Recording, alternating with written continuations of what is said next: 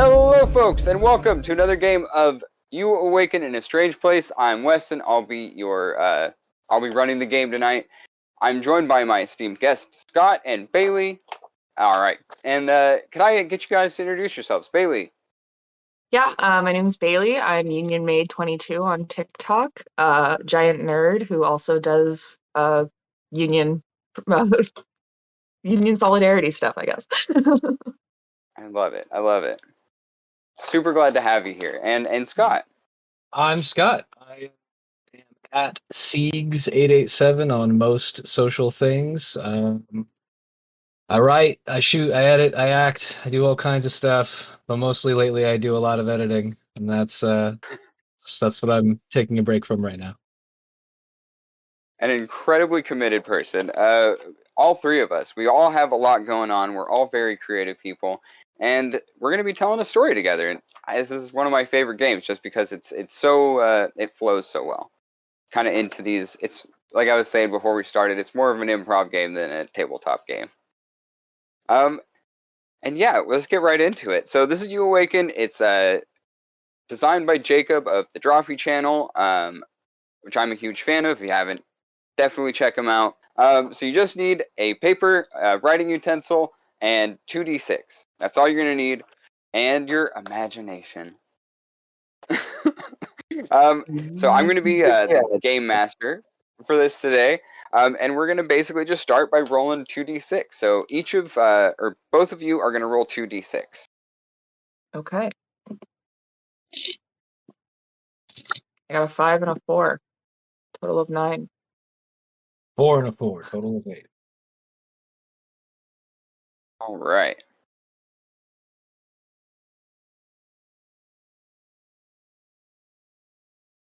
Awesome. So what we're doing is we're rolling up to establish some settings.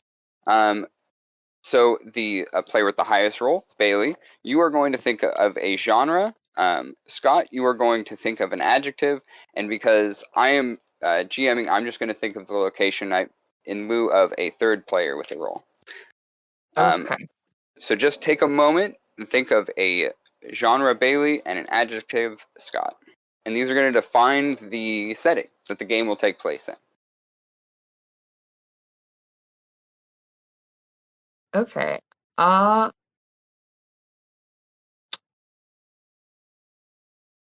gonna say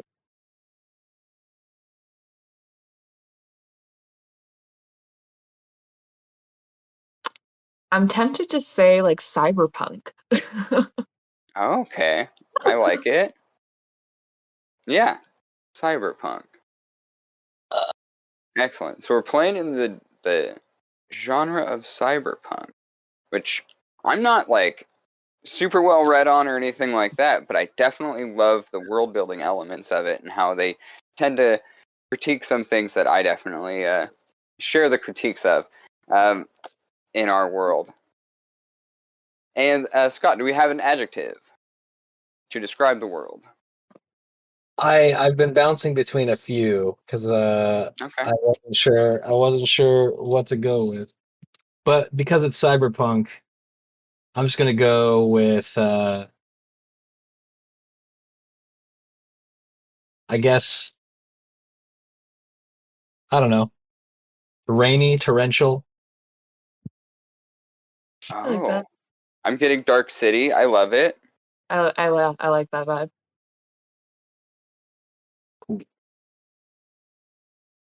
All right. And a location. Um,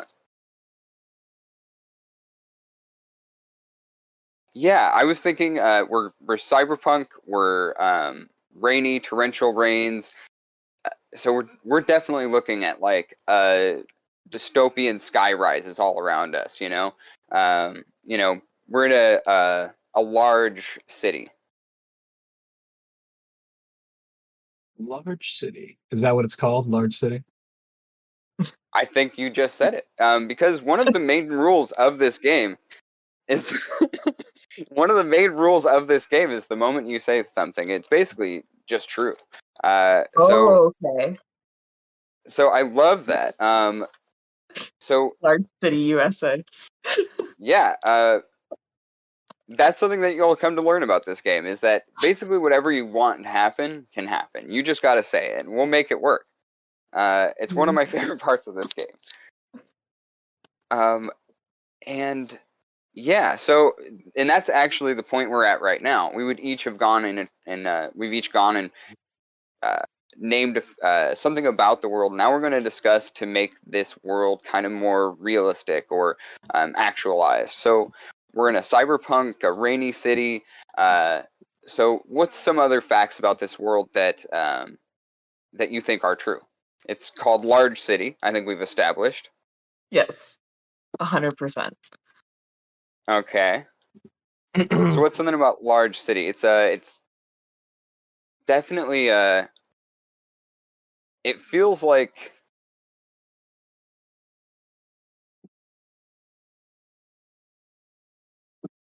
because it's rainy. It definitely feels like that kind of like more noir kind of feel for the story. Mm-hmm. Mm-hmm. Kind of that element of that exists within cyberpunk as well. Yeah. All right. Well, maybe because it's so rainy, there's a giant moat around the city. A giant what? Moat. Moat. Oh. Yeah. So it's a large moated city. Okay. I feel like there's probably some sort of like cyborg police force that Oh, definitely. patrols the city. Yeah, you got to outsource that dangerous job to robots now. Of course. And they gotta be heavy robots, obviously, because they gotta be waterproof and all that stuff. Yes, yeah, water. Otherwise, Waterproof. that'd be a really easy like win for us is just kick the robots into a puddle and be done. I imagine them. Okay, so my weatherproofing for them is like a rubber ducky. Does that make sense? Like they're just wearing a rubber ducky. And they squeaker, squeaker, squeaker. Fair enough. Okay. I love that. And then like in noir and stuff like that, you often will hear like cops called the bulls. I think these are the ducks, obviously. Okay, Of course. yes, the ducks. We have to watch out for the ducks. All right. Or the Rubber cyborg duckies. police. Cyborg duck police. I love it. Yeah. So who do the Robo Police work for? We have a big city with a moat around it. It feels very feudalistic, So what has changed with the way that this world works? Well, obviously, everything's run by conglomerate corporations. Yes, like obviously, like it's giving Gotham vibes. Mm-hmm. But yeah, like it has to be one CEO that has like some high tower that runs all of everything. This I love. Absolutely adore. Okay. Um, A mega corporation. The so MEGAcorp tower. city. So large city is run by essentially this oligarch. Like he could be the mayor, but it's like he bought his way there. But Right. He also, yeah, totally. The CEO of MEGAcorp is the mayor of large city. It makes perfect sense. CEO of MEGAcorp is the mayor of large city. Okay. I love it. MEGAcorp. What does MEGAcorp make? What don't they make? I think that's even more the I think question we need that's to a better question. They've expanded into all possible arenas. They run the news, they run the food, they own housing. Literally everything. That's why they're MEGAcorp. Oh man. They were a bunch of different corps, but they all became one. I just imagine it all looks like oh man. So it's cyberpunk, right? So everything's got to have a certain flash to it. I just imagine like the food is just called food, and it comes, but it's like in a black and neon pink box, and it's like super flashy looking, but it's just U food. with the umlauts and a D, so it's food. Perfect. Yeah, absolutely, absolutely. So everything's very generic, but aesthetically Aesthetic. pleasing. Yeah, totally. Yeah, MEGAcorp learned how to mass produce things that that look good, but Oh yeah, it implies there's some amount of oh you don't think that Megacorp has uh gotten a bunch of like all of the artists of large city into some very bad contracts that they're impossible to get out of, and now that's how they get the aesthetic without any of the message. oh, I'm Well, sure. that sounds right to me. Yeah. Perfect. And I'm sure same with scientists and uh, people who make food. All kinds of everybody else is in basically that same position. Yeah. Bad contracts with mega city. Okay. Is there? I think we have a pretty defined world here, and we can start moving on to character stuff. Unless, is there something else you guys want to add into this? I just feel like aesthetically there needs to be lots of neon. Oh yeah. 100%. Neon in the rain is just a good combination. Oh yeah. Yeah. Absolutely. Neon rain. Neon rain. It's not Neon even rain. real rain. It's so artificial. It's chemically castrated and tormented. Neon rain. Yeah, it definitely feels like the title of the game. All right. So we're gonna roll 2d6 once again. Okay. Let me know your result.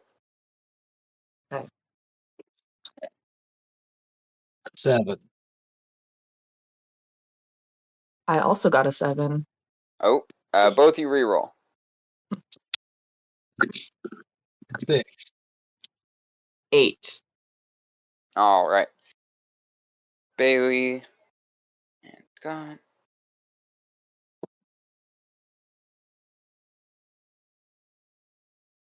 Alrighty. So starting with you, Bailee, we are going to start creating a character for you. This is basically just describe what kind of character you want to be. It's fairly simple and straightforward. We're going to get into some skills, but that's only in a moment. Basically, you can create whatever type of character you feel like would work well for you in this world. So take a moment, think on it. Scott, do the same. Whatever you think is going to be a fun character for you in this world. And then just let me know when you're ready, and we'll continue.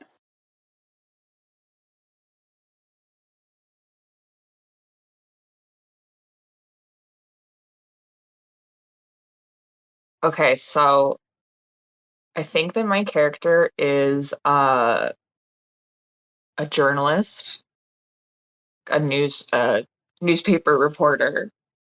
Okay. There's lots of crime in large city to report on. But that also gives me lots of like ins and connections to all sorts of different people. And on the side, I run a little like I guess you'd call it like a smuggling uh operation to get people non-generic products that are made like to bring back that nostalgia of the before times before Megacorp had everything. So I'm like, I can get you some Skittles, like not fruity round treat by Megacorp. You know? Yeah, Yeah. no one really likes Fruity Round Treat that much. It's kind of mid. It's not the same. It's not the same. Secret smuggling of Old nostalgic goods. All right, I like this. Crime reporter, well connected, secret smuggling operation of old goods, nostalgic goods. So, as a journalist, you would work for MEGAcorp, I assume, but you're also subverting from that work as well. Yes, indeed. Yeah. Okay. So in a scenario, how would or wait, okay. Sorry, let me back up. I'm getting ahead of myself. I'm really interested in this character. Do you have a name for her? Or them? Whatever I'm you terrible at naming characters. I usually go for like name generators. want. Cool. It's no rush. We can actually come back to that. Yeah. So we have the base for your character. We can definitely elaborate further if you'd like. But we can move on to skill verbs, I think. Let's go to skills. Yeah. So you're going to make up 4 skill verbs that apply to your character. One is going to be something that you're amazing at, you're going to get a +2. One, something you're good at, you're going to get a +1. Something you're bad at, you're going to get a -1. And something you're horrible at, you're going to get a -2. Okay. So what would be something you are amazing at, your +2 skill? That would be like investigation. I love it. Being a journalist and someone who's able to get to the bottom of things and find things, locate things. Perfect. So I think that works great. What do you think is something you're good at? I feel like the +1 is like maybe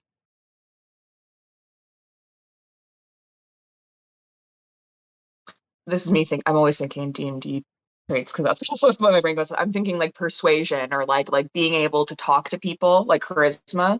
Totally.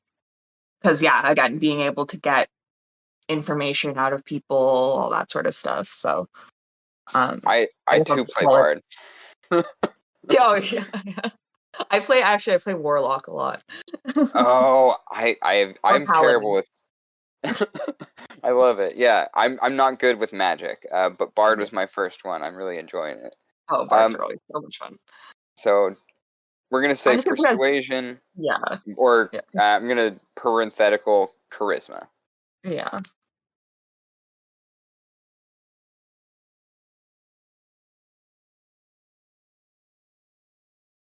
All right. So what is something you're gonna be bad at? Uh,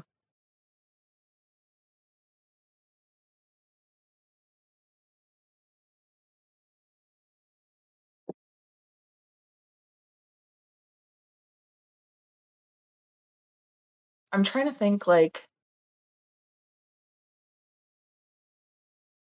it's always fun to give a good flaw. Um,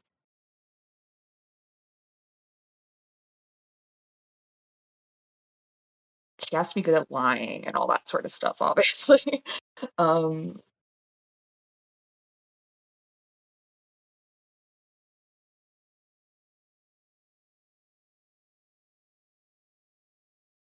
Now, if I may, yeah, yeah. I think this would be good as your -1 or your -2, but your character tends to, it seems like, has some connection to material objects, material goods. Maybe that's an element of their flaws. You know, they're kind Mhm. of almost drawn to that, like nostalgia, or to the actual like having nice things, having fancy Mm. things. Yeah, yeah, yeah. A spending problem almost of Yeah, yeah. I mean, whatever you think is going to be kind of like the best flavorfully for your character. Uh, yeah, I think something like that would be good. I also think okay, so I think for the -1, like I'm going for more of a brains over brawn character. So I think the -1 is like really like strength and any sort of physicality. Like I um see. because she's not super coordinated. She's not, like she's not a long distance runner. She's Let's say just to be on theme, let's say glass jawed. okay, perfect. Yeah, glass jaw. Um and then the -2 I think would be something like uh almost I'm gonna put it as like willpower. Like she gives into temptation very easily. Um and so that could be things of like, oh yeah, like I really want that item. But even like situations of power or stuff like that. Like I feel like she's easily tempted by things. So I love that. I think that's great. Easily tempted, -2. -2 to Fabulous. willpower. Sure, yeah. Um, okay. And Scott, yeah, I think we're I'll come ready up with a for name. you, my friend. Oh, sorry. What was I said that? I'll come up with a name while Scott's doing it. Yes, please do. And yeah. I decided on my character being like a hacker slash fixer, a facilitator, a tech man. And they're a fixer. They can arrange things or make connections with folks and hack things. They're a part-time thief, freelance criminal, and their day job is doing data input for a large accounting firm. And his name is Silas Axethorn. Oh, I love Silas Axethorn. Axethorn. Okay. Silas Axethorn. Silas Axethorn. Like AXLE? No, Axethorn. Axethorn. Oh, okay. I'm glad I clarified. Not Axl Rose. No. Okay. So you have a day job. Is that just like on the low key so that you have something to report on your taxes and not look like a criminal? Yeah, it's my friend. Okay. I love it. Okay. All my illicit deeds. Data entry. Okay. I love that. Okay. Very straightforward. Silas Axethorn. Have you any idea of what your skill verbs we would like to use for this character? I figured the amazing slash +2 thing would be my tech or hacking skills. Okay.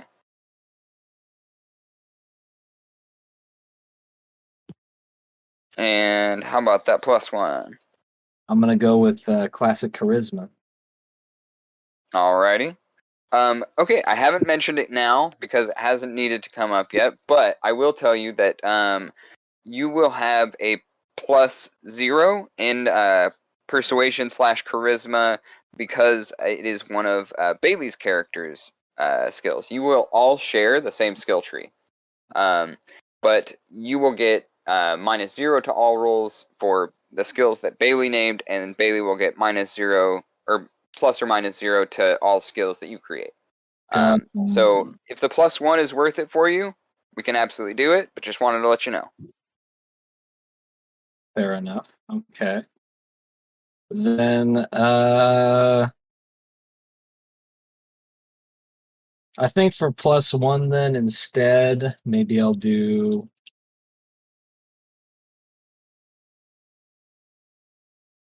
general athletics, I guess, or anything physical. Okay. That make up for my lack of, please. Yeah. Otherwise, we're gonna be stuck. And like as soon as there's a heavy door, that's just the end of the game. We're like, well, fuck. All right, make a note. Don't put any doors in this world. Okay. All right. Well, so what's something that your character would be bad at? All right. So Bailee has good charisma then?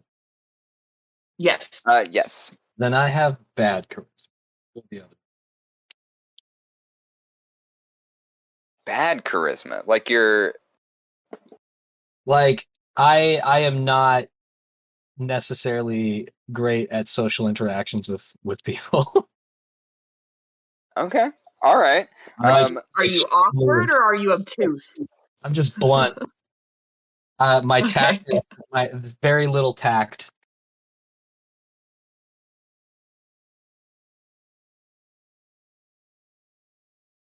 Spend too much time with your nose in the books. But yeah, All right. I'm gonna write this. books or the computer.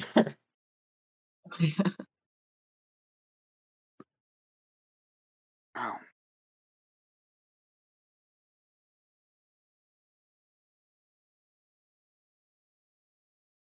All right, so I'm bad at that. I got to be extra bad at something else though.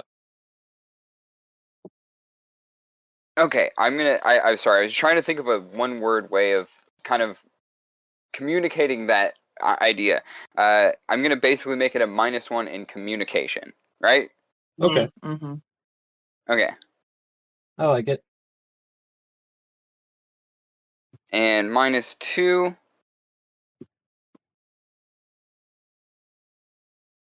Good question.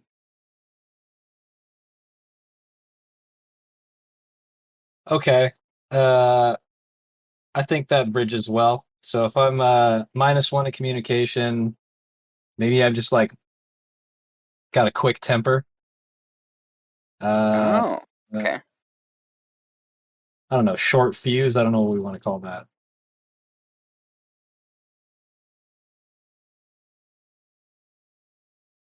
Short fuse. It is. Or a -2 in patience. Is there anything that particularly triggers your character into rage? Technology not cooperating? I think probably anybody who thinks that they know more than my character about a particular subject would piss them off. Yep. He's a real internet guy. Well, actually,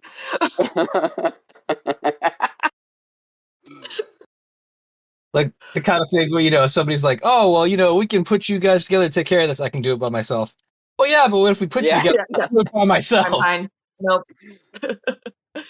This will be marvelous. You guys will be the best non-team I've seen. I love it. Okay, so I'm going to invent. So I would typically go right here. I would typically invent a bunch of more skills for the game, but I think we could do this better together. Usually, I have another player, and this takes more time. But what are 8 more skills that this game could use? You will get zeros for these scores, but just to round out how this world, the interactions that this world will require happening. I'm assuming that because we don't.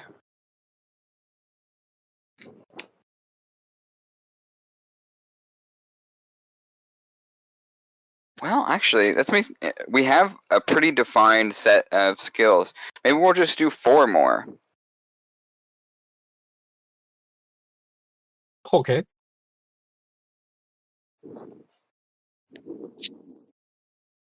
Well, one that occurred to me that I probably should have put of one of my skills, but I didn't, is like stealth. Oh, yeah, okay. Definitely.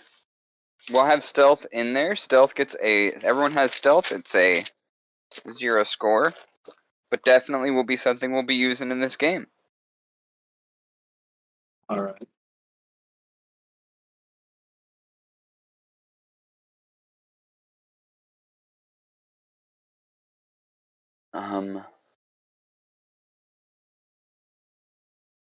Probably general intelligence. Yeah. Oh, General yeah, knowledge or intelligence. Yeah. Yeah. Because we have our knowledge in our kind of specialized areas, but I don't know, my character could be dumb as a rock. Totally. Yeah, okay. Yeah, intelligence score is perfect. I guess that would also include like things like historical knowledge and stuff like that. Yeah, I Um, was thinking like just like that general knowledge of the world and like how like history, what's happened.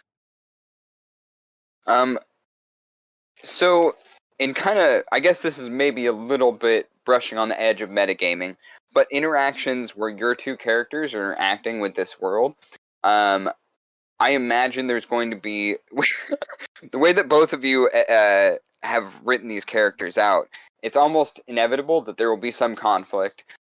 We have your athletics skill, Scott, but is there like an escape or a like defensive kind of score you would like to throw in here? Oh, like self-defense or Well, something? I think in a way, we kind of have a defensive one because I've got glass jaw. So I don't know if that like kind of like that's kind of your defense. And then maybe we could have an offense or like escape or like, Yeah, I mean, I guess, yeah, in a way, persuasion can be used to get out of those kinds of situations, and glass chalk can kind of be used to determine, like, ultimately, like your constitution or whatnot. well, yeah, like to Um, me, it's like glass jaw is like, how do I take a hit? Or like, how would I, like, I'm easy to knock down. I'm easy to knock over, all that sort of stuff, right? Whereas mhm. maybe on the other side, it could be it's almost like your fight or flight skill. Like, how well do you respond?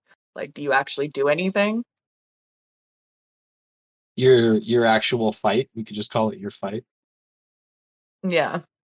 Cool. Yeah, we could just call it Throw that fight. in there. Yeah. Oops. Because really, in an urban RP situation, like fight, someone might pick a fight with you. What is your fight skill? Yeah, and we might use that for like firearms and things like that as well. Yeah. That Yeah. Yeah, aren't necessarily like an athletic thing. yeah. If we were Yeah. breaking it Yeah. down to And like a game stat, be like will, strength slash dexterity, all rolled into one, I guess. Yeah. totally. The only one I can think of, and this might be kind of covered by investigation, but perception. That's kind of what I was, yeah, like investigation, it could kind of be rolled into one because it's kind of like how do you perceive and look Yeah. into, Okay. but then of course D&D separates the two for a reason. Well, So that's the advantage of this game is we can kind of use things as catch-alls whenever we feel like it. um, and I think I mean ultimately I'm like I'm struggling to think of anything that I feel like this game will need, um, as far as other kinds of skills that might come up. I mean, uh, What any about conflicts that you'll get into? like the inevitable conflicts? Maybe we should have like a survival or medicine skill. Oh, oh, yeah, that's a great idea. that's a great idea, yeah. Survival. Just to clarify, because you've got the skill in like hacking and tech and fixing, that's a Right. skill that I have as a zero, Yes, like a tech skill. yes, absolutely, Okay, good. Yeah, because I like that's going to be very important in a cyberpunk world is just interacting with tech. totally. Um, all right. So that basically sums up most of the character creation stuff. A couple things I'll let you know. Do you have a name for your character? Hit Yeah, me. I think her name's going to be Iris Murphy, but Ooh, she goes very by much. Murphy. Yes.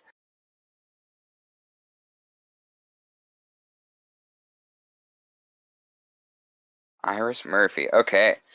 Iris and Silas. Axethorn and Murphy. Axethorn and Murphy, though, I kind of like that. That's a good Um, duo. The new Buddy Cop series.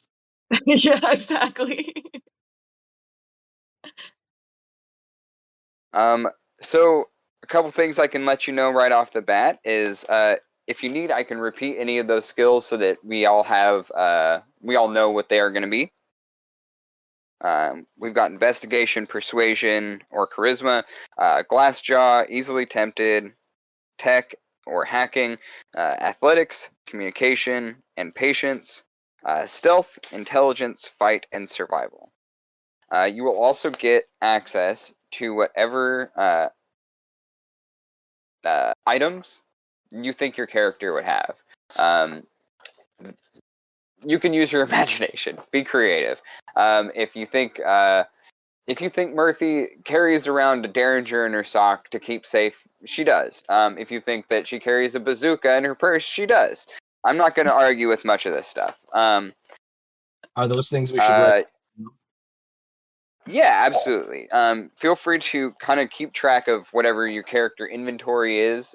You can kind of keep it in your head. You can write it down, whatever you'd like to do. But you get whatever basically you want. Within reason. I mean, and even then, I don't really care. I can make basically anything work if you think of it. You are going to start out with 10 HP. That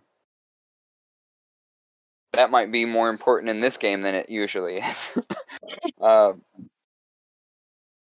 And yeah, I'm going to disappear for a second, kind of write down your opening scenario, and in that time, I would say talk to each other, think about maybe any connections you might have in this world, or not, whatever you feel like would be realistic or more fun for you for this game. Okay. And then the slightly technical stuff. You have your skill verbs. Feel free to feel empowered to use those, kind of like, let me know I want to do this, I want to do that, whenever you feel like it. And your 2d6 plus your skill bonus will determine your success or failure. Failure will be 6 and below. Mixed success is going to be 7 to 9. That's where you get something, where you get what you want partially, but not completely, or at a cost. And a 10 to 12 is a straight success. Anytime you roll a failure, you can mark down a tally on your character sheet, your paper, whatever you're using. That tally is going to represent a bonus 1 you can apply to any future roll, to a maximum of 2 for any single roll. If you want to assist one of your teammates, you can use your skill verbs to try and help them out. A success grants your teammate an additional +2 to their roll. A mixed success grants them an additional +1. And a failure means that you're both going to have bad thing happen. During gameplay, you can still make new statements about the world that become true. You might have to roll for it, or I might just roll along with it because it's fun.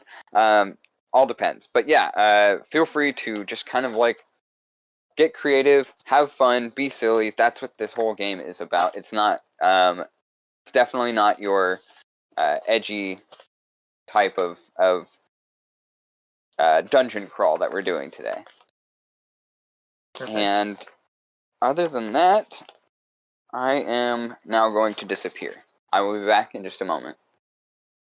I've got some stuff ready for you to go. I'm basically going to get started. I don't think there's anything else I need to do, but go. Awesome. So, are you ready? I think so. Well, my friends, your eyelids are heavy as you awaken in a strange place. Like a night of hard drinking, your head is spinning. The large city banquet hall seems to have been abandoned mid-party, with you still in it. The neons still hum their droning song, the black linens and minimalist sculpture decorate the room. The black rubber floor mats tug at your hair as you shift. You turn. and while moaning, you see each other's faces. And in a moment, your eyes adjust, and you see MEGAcorp CEO, Cleon Bistros III, lying in a pool of his own blood. What do you do? Well, the first thing I do is find the nearest not empty glass and immediately down it. Yeah, absolutely. It did have a cigarette butt in it. Don't care. Worth it. Of course it did. Of course it did. Absolutely, absolutely. You drink that down. My immediate response is just, did we do this? I don't remember. Yeah, it is.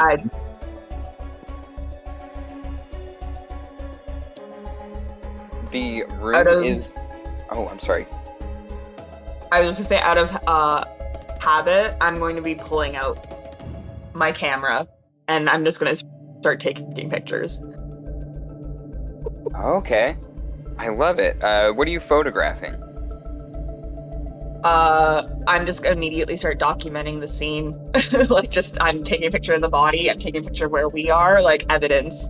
Like this is how it. Smart. I love that. Crime scene photos. Other than you two, you are alone in the big banquet hall of a large city. There's, at least a couple thousand square feet just out in front of you, all stretching around you. Just this enormous banquet hall with very minimalist decoration. But aesthetic, of course. You see that the room would be easy enough to get out of. You are alone, if you wanted to just get away. But as you are taking photos, I don't assume you're running. I'm not. My character's instinct.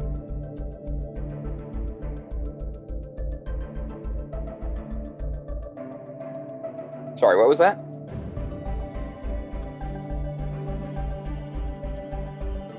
Oh, I Sorry, said I'm me? not.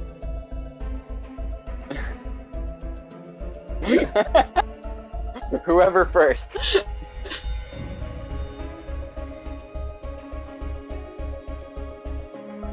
Okay, Scott, what were you saying? I just said I'm not running anywhere. That's all I said. And Bailee? Yeah, I just said not my first instinct. No, my character is immediately going into investigation mode of like what happened Alright. here. Murphy and Axethorn on the case. Yeah. I pull out my little tablet and I start trying to see if I can get into the security cameras and see if I can find footage from what happened. All right, both of you go ahead and take a roll. Investigation and tech. Or hacking. Okay. Alright, I got a 7. Oh no. So I got a 3 plus my investigation is 2, so I got a 5. A 7 and a 5. And that was with your +2, Scott? Oh shit, that's a 9 then. Okay.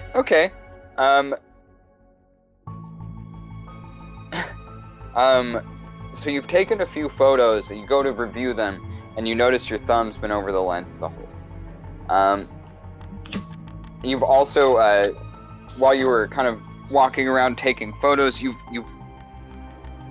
unintentionally tracked blood from the body over to a few places in the room. I'm making myself look guilty. It's gonna be tough to explain, but you're you're charismatic. I think you'll be okay. Meanwhile,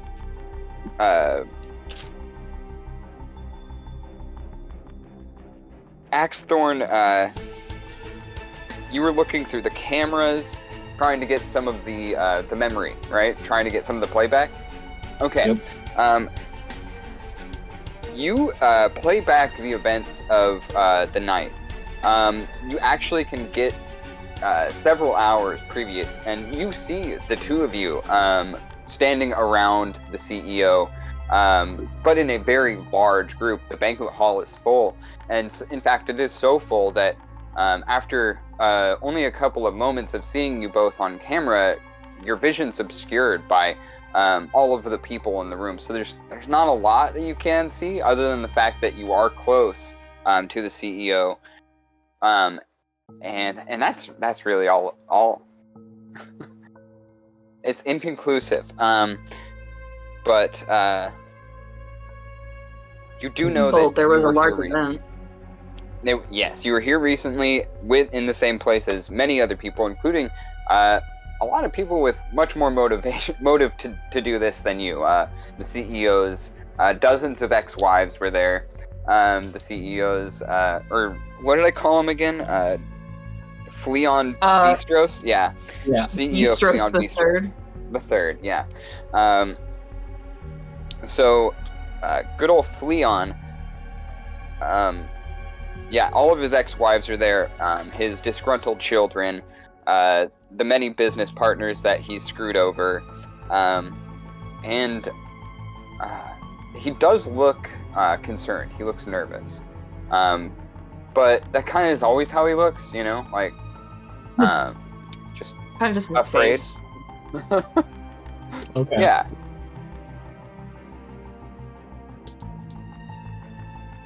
Am I able to see how many drinks that we had in that several hours? It doesn't look like I said, you know, everything has pretty much been left out, like, mid-party, like it was abandoned. So there are cups even thrown across the floor. There's empty bottles behind the bar and things of that nature. Well, I meant in the footage. There's in the footage. Can you see how many drinks the two of you had? I suppose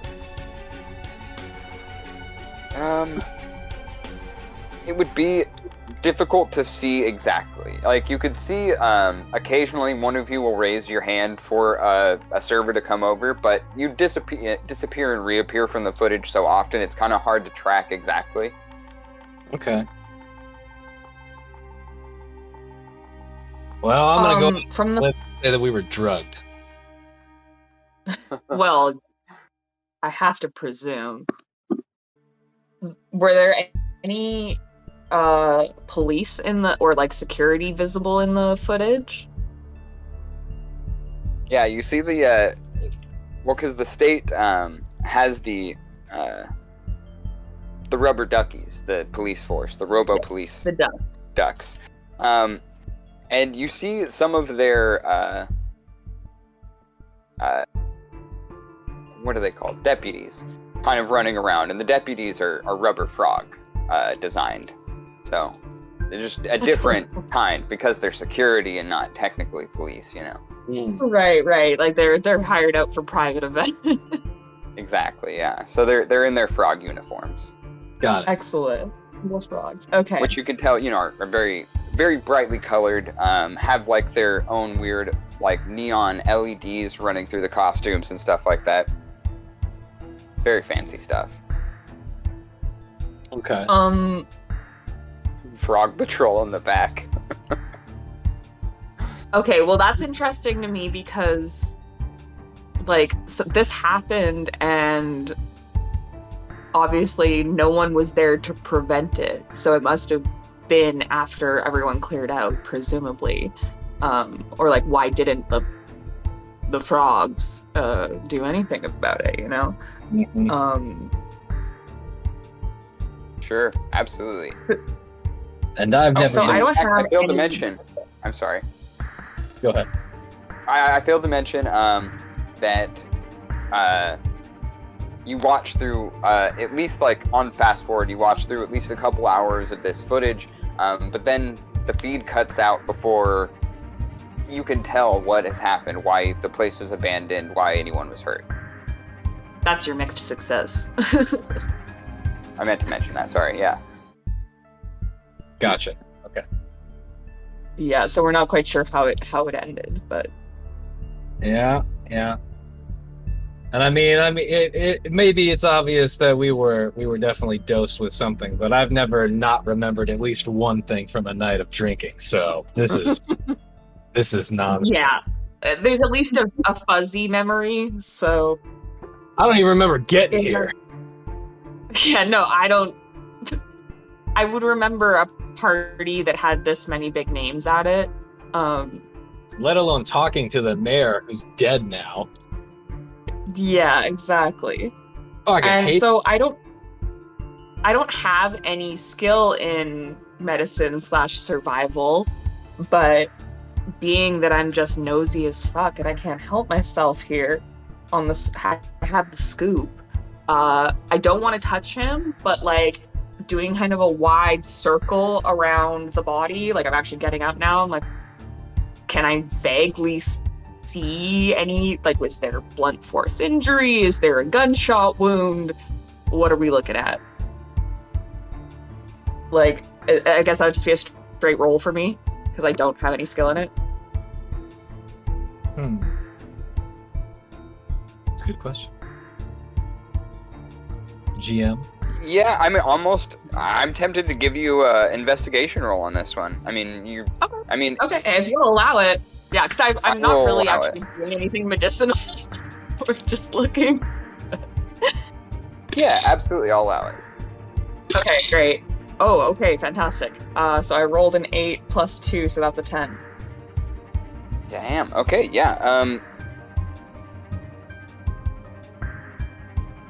you can see, in Fleon's neck, there are 2 puncture wounds. And there's like this, almost like necrotic flesh around it. Like it's not even, decaying like the rest of his flesh is. It's advanced levels of, decay. And you can also see, as your investigation kind of continues, that all the blood on the floor isn't because like it's out of these 2 wounds in his neck. It looks as though a part of his spine has been removed. Oh, okay. You turn it. You get over on his back side and you see this little kind of like 2-inch rectangle of flesh kind of just cut right out of him, and it looks like they took part of his spine with him. Okay, I'm a pretty seasoned reporter, but that's gonna. I see that. I'm just like, okay, all right. Yes. Is that a typical? Like, again, I've seen some shit being around the city. Is that a typical like gang ritual killing, or is this? I feel like this is not something I've seen before. Okay, you could both roll intelligence. Okay. Like, is removing a spine normal? I got a 5. I got an 8.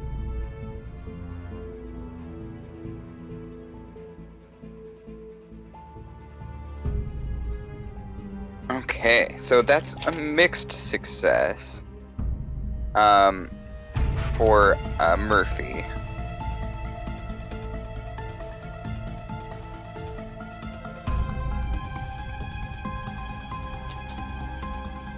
So what I can tell you is that you've never seen anything like this. It doesn't necessarily like make much sense. But you can tell that the way that the cuts were done doesn't seem like the kind of a thing that would happen in a rush. It seems surgical, and in fact, highly technically surgical, like something you would have to find someone very, very specialized to do.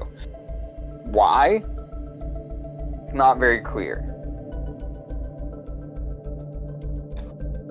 Can I like check the body to see if there's anything in the pockets?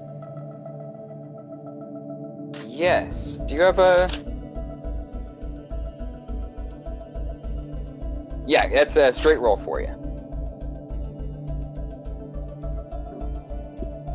7. 7. Checking the pockets. You find the usuals. You find a very fancy Coldex watch, I guess. It's very expensive. And you find some of his like personal belongings. You find a letter to his current wife that he was going to deliver. That's just basically like, you were never good enough. Why aren't you more rich? That's my problem. Or wait, no, that's not to his current wife. That's to his child. Sorry.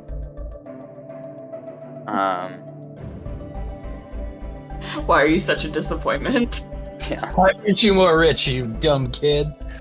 I thought he was like preparing like to make his next ex-wife. Like, so he has all his ex-wives at this party, and he was gonna break up with his current wife. That's why he was holding the party. Yeah, it was the divorce party. She just didn't know it. Yeah, it's Oh, semi-annual divorce party. Yeah, she actually had to plan it, is the thing. My annual divorce party.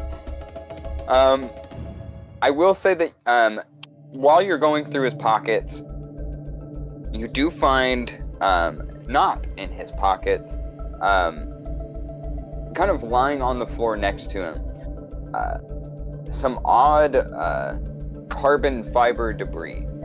This hard black substance that looks like it broke off of something, but you find it near his neck, where those puncture wounds were. Piece of the murder weapon. I'm like, that's all you. I don't know what that is. That's some 3D printed. Who know? I don't know. Probably track down where it was at least printed.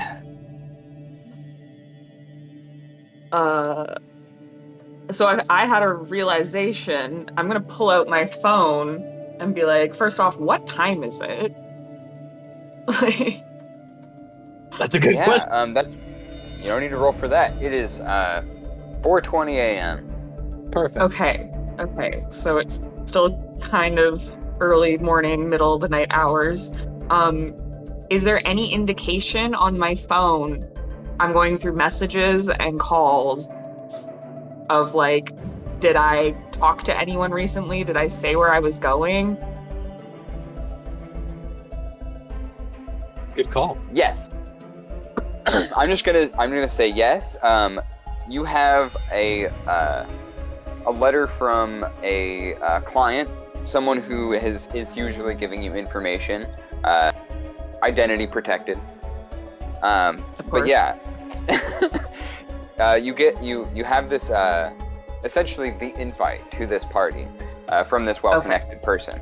The party was a divorce party. He was planning on divorcing his current wife. Yes. Okay, so I was invited. All right. Okay. Yeah.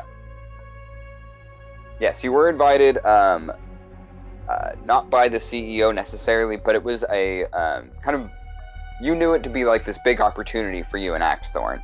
You two had the potential to make new, very wealthy clients, people who are highly stratified in the society. Big money clients.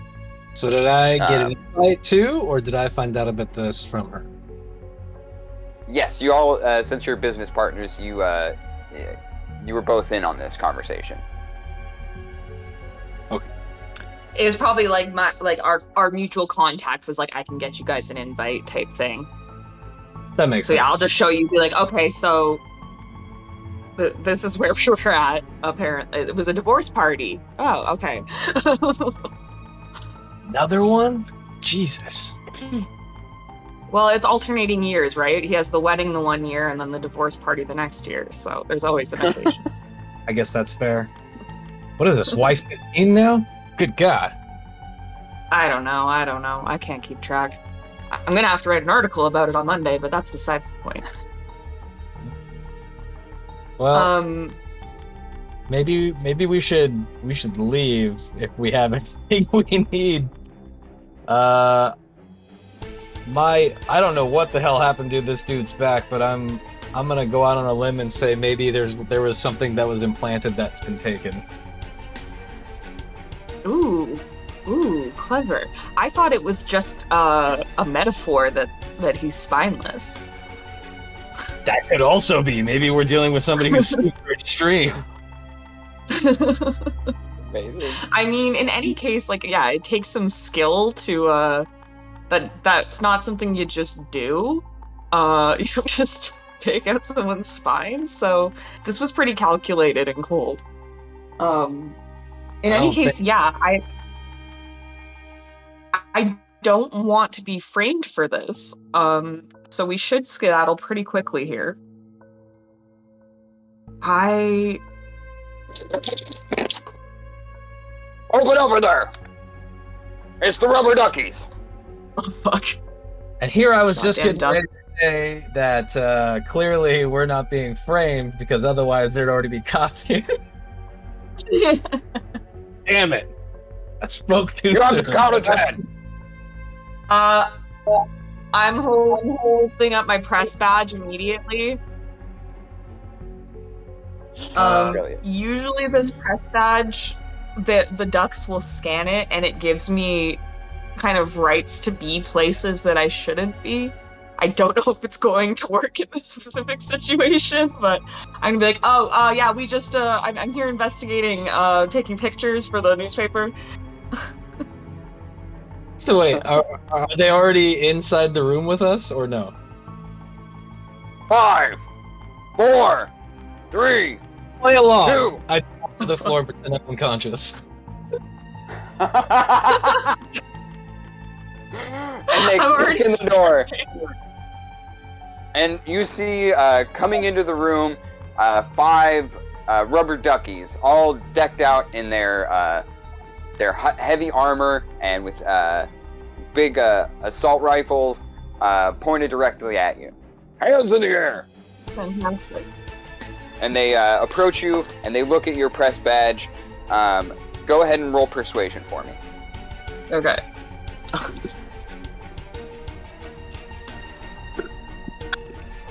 Okay, 10. All right. Well, we see you're clearly supposed to be here. What do you have? What happened here? I'm just investigating. It looks like it was a pretty recent death. There's some puncture wounds on its neck. There seems to be something going on with the back there. Looks like a professional job. I've just been taking pictures so far. Oh God! That's Fleon!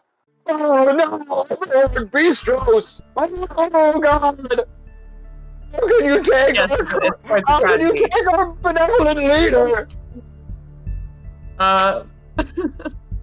Look, I'm just anyone here. I am heartbroken over this tragedy. But we need to gather ourselves. I'm truly heartbroken. I invested all of my money into this guy. Well, I assure you one of his many children will take over the business, but that's neither here nor there. We need to get to the bottom of this. I have reason to believe that there was multiple sort of suspects at the party last night. I think there might be footage you could access. I don't know exactly how that works. In any case, I was gonna check on this individual who also seems to be unconscious but not dead. Let me just check on them to make sure they're okay. Yeah, the rest of the cops, or the duckies are just surrounding Fleon and crying and weeping and pissing and shitting. Oh, excellent. Okay, perfect. So in this opportunity, I'm just gonna be like, we need to leave. I'm just gonna lay on the ground and kind of open one eye and just kind of slowly get. Oh, I don't know what happened. Oh, my head. Oh, man, The tragedy. The day. This day will live in infamy. Well, shit. you killed guys me. take Yeah, we it from should- here. All right. Well, we'll be in contact. We need all of the information on this case that you investigated before we got here. But right now, I'm too sad. Of course. Yes, you guys know how to contact me. Godspeed. Excellent. Anything you want to do before you leave? Did you put that letter back on him? No. Still have it. I still have the letter. All the things I took out of his pockets, I still have on my person. So I'm like, oh no. We should. Yeah. I think we should just skedaddle. Yeah, let's leave. Yeah. Excellent. You head out into the rainy, dark morning streets of the large city. Skyscrapers looming all around you, neon lights filling the darkness with pops of orange and pink and green. A couple of the robotic transports are up and running.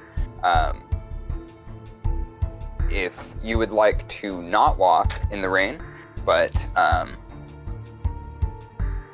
you are out in large city proper. The banquet hall is essentially near the center of the city by town hall. Your offices are not too far from here. Okay. Well, I'm sure there's a lot to figure out, but I know one thing I'm gonna do is I'm gonna go home and make a few adjustments to some stocks, because I have a feeling that a few of them are gonna be thinking like crazy tomorrow. That is for sure. We have some insider information right now. Which is, not always the case. Yeah. I feel as though we should contact our mutual friend Crime Boss. And they of anyone are gonna know whether this looks like one of their guys or not. Or also just even know like the method here, like that carbon fiber-ness that we found, like what's that all about? And then the removal of the spine. That's the crime boss. Yes. I definitely have questions. Like, were they at the party? And if they were, can they fill us in on the hours that we don't have? Or, the whole night? Because I don't remember getting to that damn building. Yeah, exactly. I feel like that's probably going to be our best resource here, is again kind of going to the underground. I don't feel like talking to his ex-wives and stuff like that. I really have no interest. Maybe we can talk to the kid from the letter that he's disappointed in, but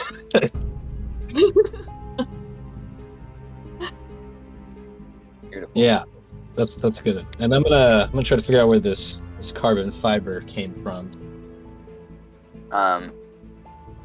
Well, Axethorn, it turns out you don't even have to go to your apartment to trade or sell stocks. You can do that right there from your MEGAcorp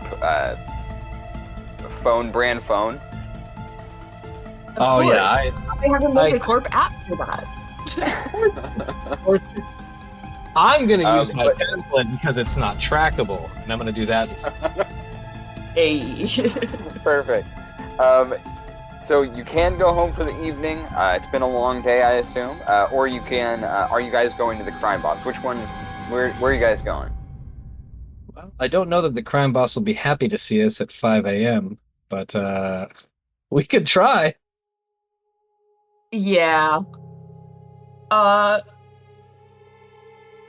Well, okay, I feel like there's probably like an all-night gambling den that he sometimes hangs out at. We could go see if he's there, and yeah, that if he's that way we're not disturbing him, if he's already up and about. If not, then we just, oh, hey guys, no, we're just checking in back. Why not? I haven't thrown dice in a while. It's a little dangerous for me to go, I'm gonna admit, because I can't really walk in without spending a little bit of money, but it's okay. I'm sure we'll be fine. Yeah. All right, so I'll lead Silas then to this. I guess it'll be looks like a restaurant in front, and then in the back is a gambling den. What kind of restaurant? Good question. Well, it's all MEGAcorp. So this is the MEGAcorp pasta. Oh, okay. MEGAcorp, the MEGAcorp Olive Garden? Yeah. Perfect. Just MEGAcorp pasta and bread. MEGAcorp pasta and breadsticks. Yeah.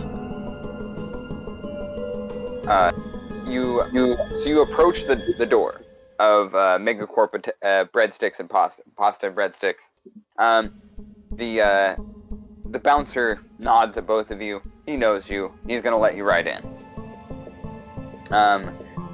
Because when we're here... Yes. Thank you. Breadsticks. He says These that are to you. unlimited, right? Yeah, absolutely. That and the soup and salad. Good. I swap a basket of breadsticks on the way in. So you see the restaurant. It's 4 a.m. Or it's closer to 5 or 6 at this point. But you see there are some the people who are coming in for the senior discount. They're all fairly elderly folks there for the hearty pasta breakfast that they desire. Just scooting around on their little jazzy scooters. Yeah. A good pasta breakfast, I desire. This is like legit business level. The back room area is where you're headed. So I assume you head back that direction. Mm-hmm. Okay.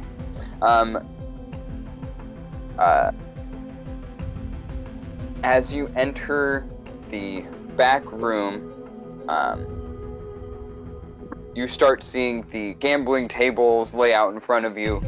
You see there's a couple of booths for you need an assassin, you can go over to this booth. If you need drugs, you can go over to that booth. All of these different vendors that provide their services. It's a black market. It's a literal black market, yes. Want your drugs? Go here. A little black market bodega, just like a bunch of little. Buy and sell organs here.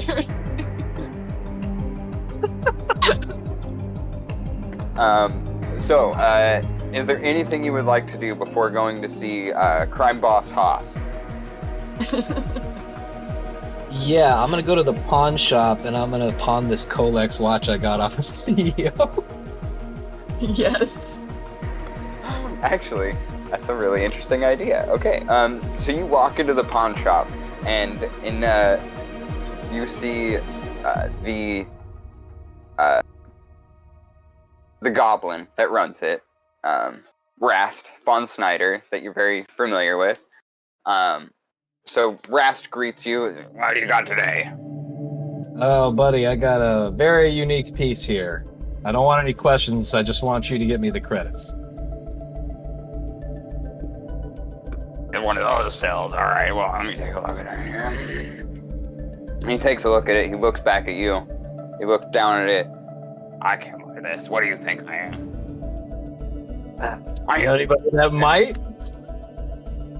No, this is a one-of. Everyone knows who this belongs to. This photographed on Watch Monthly with it. I stay in the thick of things. I know what's happened in the last 24 hours. You can't try and sell this to me. I'm gonna go down. We're gonna take Crime Boss down with us. What do you think? I'm sorry, has someone already broken the story before me? This just happened. Did someone beat me to the... I was supposed to break the news. Oh, don't worry. No one's broken the news, but, you know those rubber duckies don't know how to shut their mouths. Yeah, they were pretty upset. Yeah, where I get a lot of all my over news, the internet. honestly. Oh, shit. It's where I get a lot of my news is from the duckies. People don't realize that, but... Well, in that case, let me ask you a different question then. Do you know anybody who might be interested in reverse manufacturing this piece? Listen, Axethorn, I like you. I think you're a great scumbag, just like me. I see a lot of myself in you when I was younger. So here's what I'm gonna do. Sure. Here's what I'm gonna do, Axethorn. I think you are owed at least this. What you need to do, you need to go home, take a shower, and forget this ever happened. This is bigger than me, this is bigger than you, this is bigger than Haas. That is very disappointing. But I'll take it, I guess. All right, another question. I got a couple people I could take this to, but since we're here, you have any idea what this might have come off of? And then I put a piece of the carbon fiber debris in front of it. His red flesh goes white. Well, I'm gonna go out and say that you maybe know what this is exactly.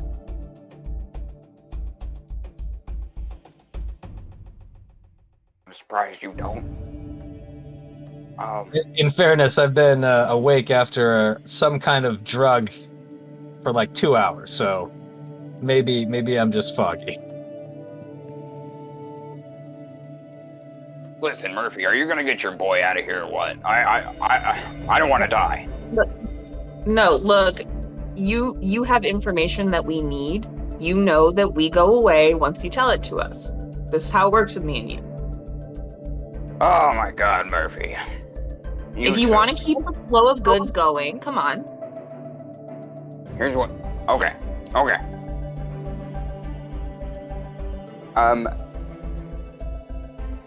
I would like a persuasion and a tech rolls from both of you, please. Or from individually, both of you. Nice. Oh yeah, okay. I got an 11. And my tech roll is an 8.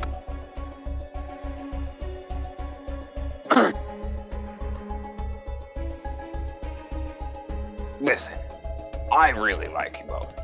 So, what I'm gonna do is I'm going to just drop this piece of paper that has nothing written on it, that you can't read under any kind of light, because it's empty, there's nothing written on it, on the floor right in front of you, and I'm going to turn around and look at my wares. Oh boy, let me pick When up I turn around, fish on the floor. when I turn around, Listen. Good thing when I that's turn around, blank. you need to be gone. Sounds good. I'll just grab this on the way out the door for you, buddy. Thanks for nothing. Cheers.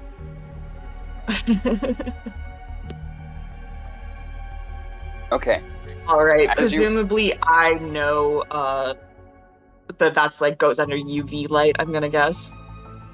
Yes. In fact, you know that the storefront and basically half of the lights in large city are just black lights. So Yeah, yeah. you're basically able to read this almost instantly. If only the lighting was better inside the pawn shop. Rast says, "Thank you for coming. No one in particular. I'm not talking to anyone." As you leave.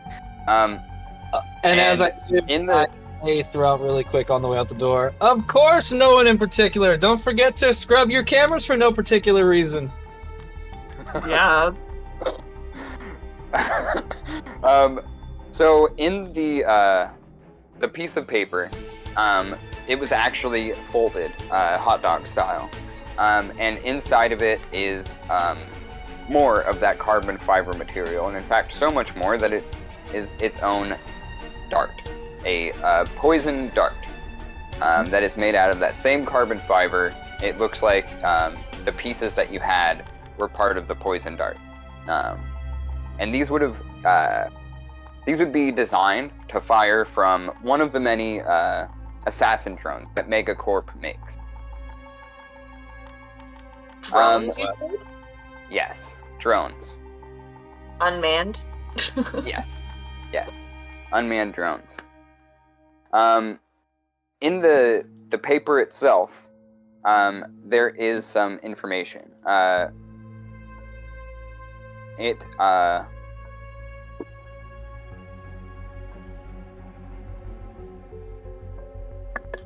It says,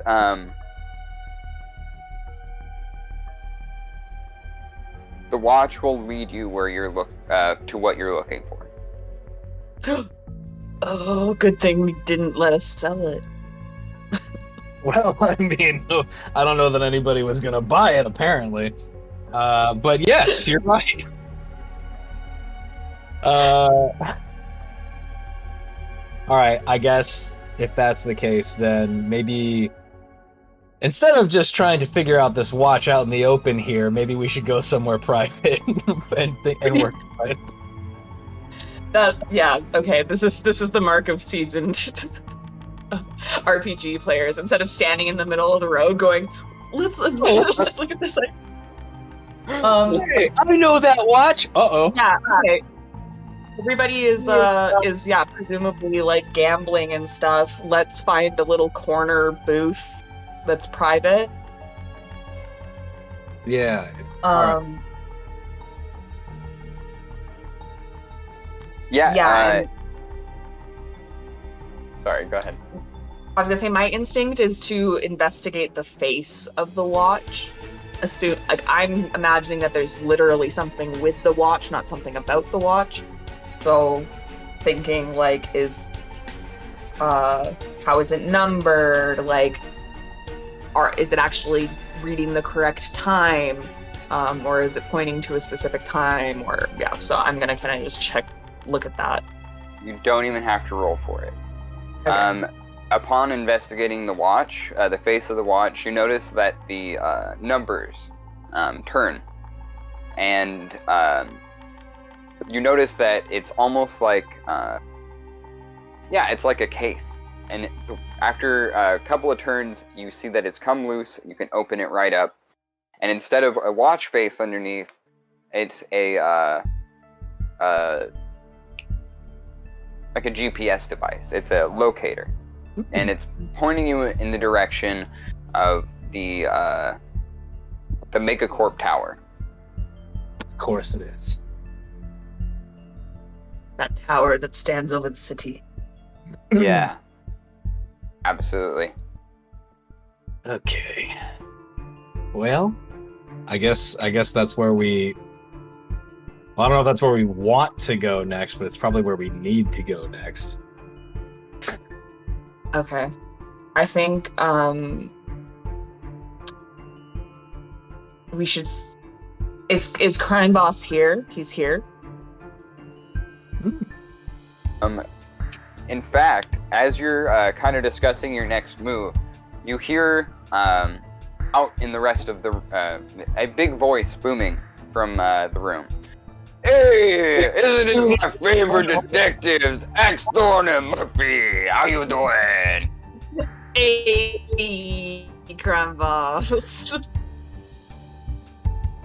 What's up, Stevie? How's it I going? give him a punch on the shoulder. What are you rastabouts doing this evening? You know, he'd ask you the same. I got a funny call from my little goblin friend over at the pawn shop. Oh, did you? You guys have Already? interesting stuff, huh?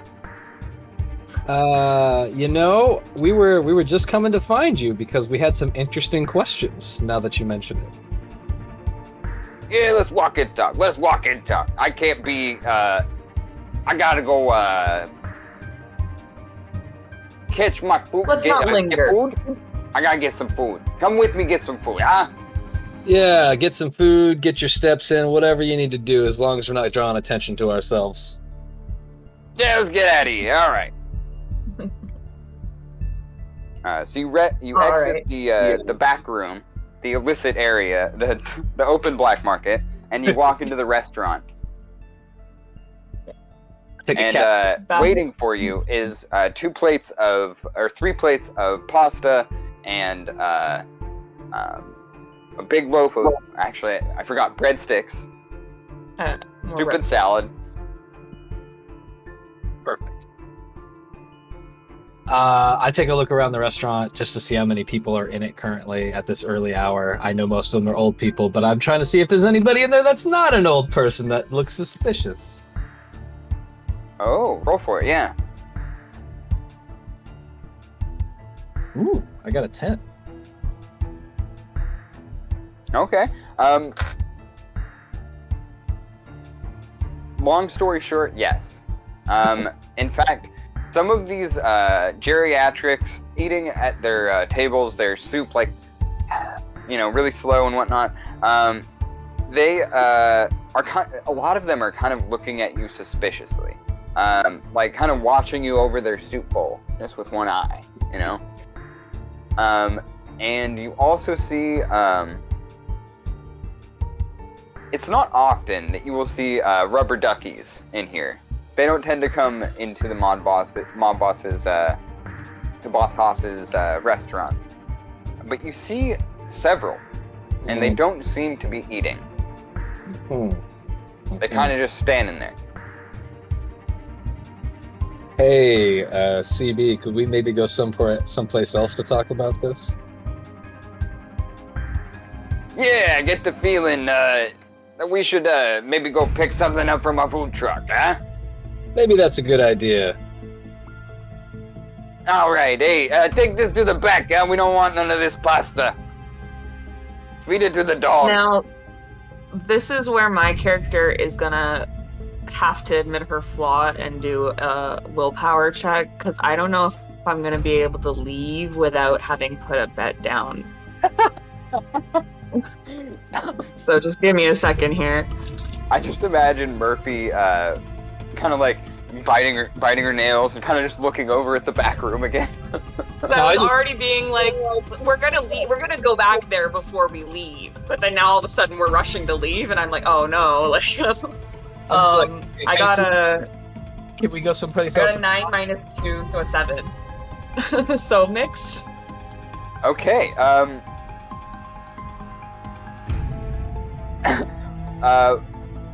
Boss Haas looks at you and is like reading you like a book. He's like, "Hey, all right, Murphy. I know that you're here and you tend to, you got a certain thing you like doing.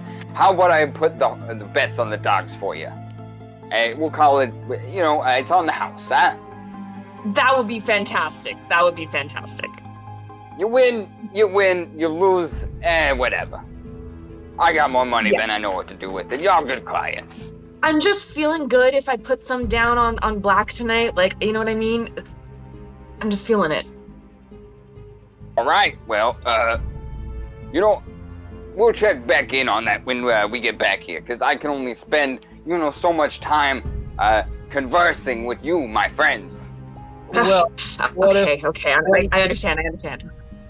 What if we throw that bet down on our way out the back door?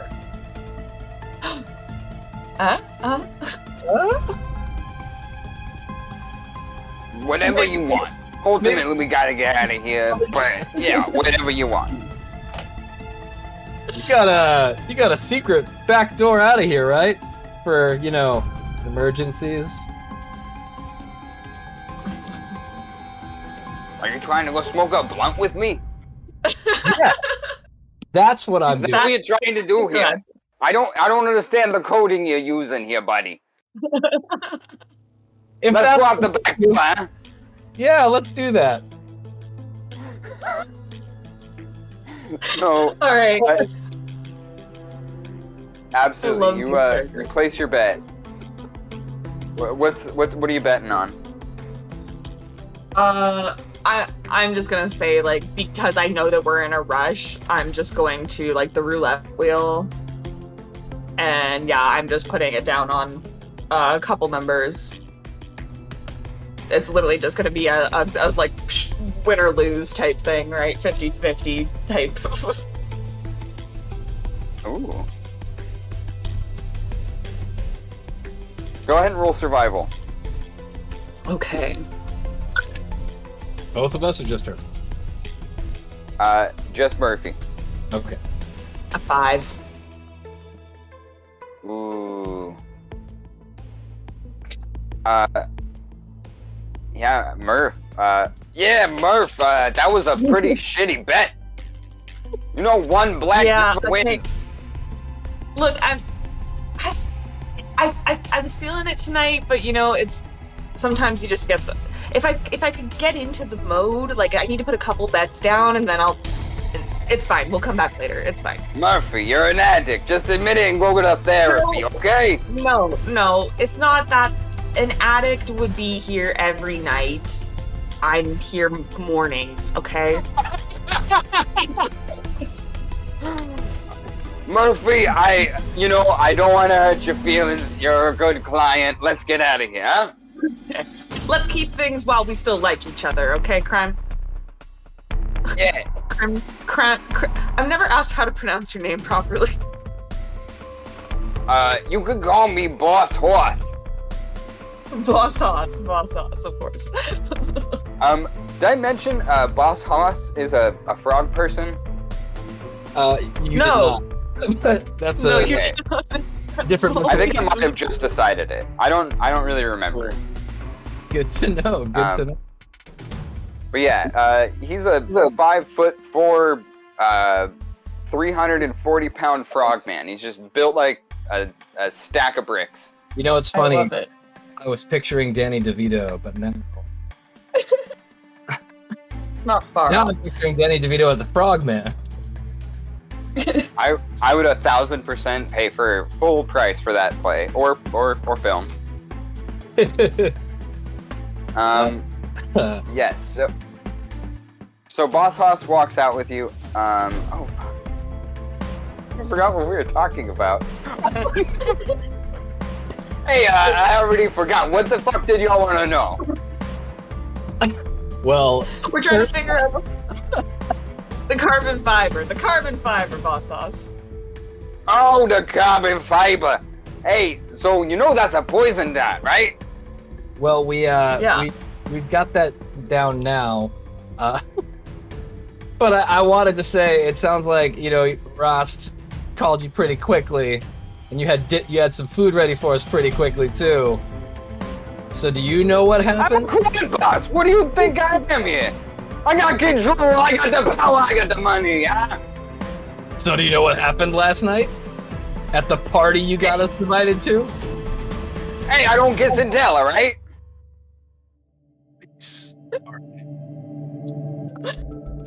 Boss, you gotta give us something. All right. So here's the thing. I know some things that I can't really tell you. Is the thing. Cause I like my life the way it is. I like to be alive. Is the thing. But what I can't tell you is that you know that wasn't really Fleon, right?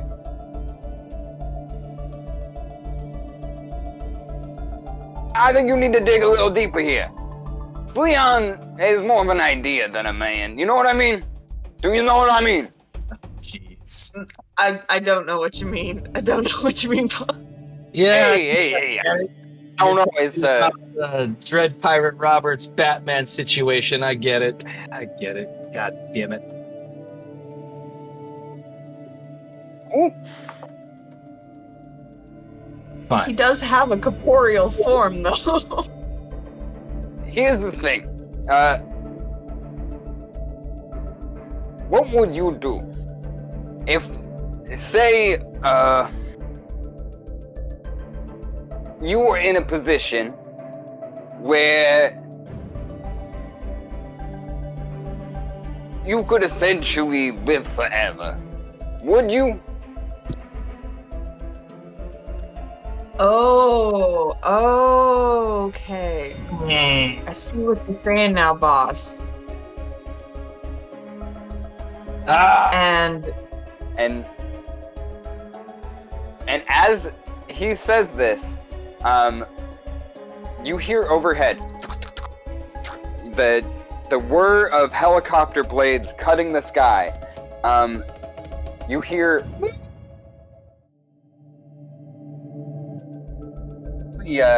the signature sign of the rubber ducks are coming. Oh no, I said too much! Everybody run! I quickly, before anybody runs anywhere, I grab Prime Boss Hoss by his like clothes very roughly. I'm super pissed. And I'm just like, why were we at that party last night? Why the hell was it us two there with the body? I wouldn't have put you there if I didn't believe in you. Now get the fuck out of here! What the fuck does that mean?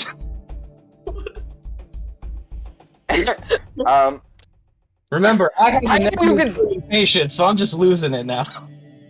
yeah, oh yeah. Hey, listen! I would tell you if I could, but I don't want all of us to die now. Get the fuck out of here, scatter! I might kill you myself if you don't say something. Be a lot worse a world if you did, my friend. This is stupid. I punched him in the face. He's bleeding. Alright, yeah, I'm just taking off. Perfect. So you guys take off down an alley together. You hear the helicopters circling the the pasta restaurant. And, pardon me. It doesn't seem like anyone's following you. You make it a couple of blocks, and you seem to be alone, and it's quiet once again. The only sound you hear is the boop boop, boop boop of the watch. Or locator device. Right.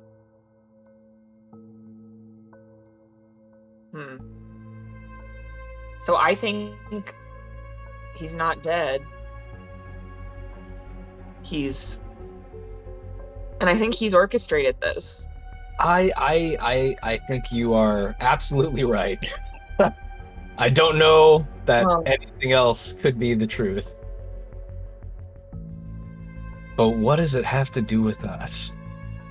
Yeah, exactly. Like, why were we there? Also, and just occurred to why me. make it?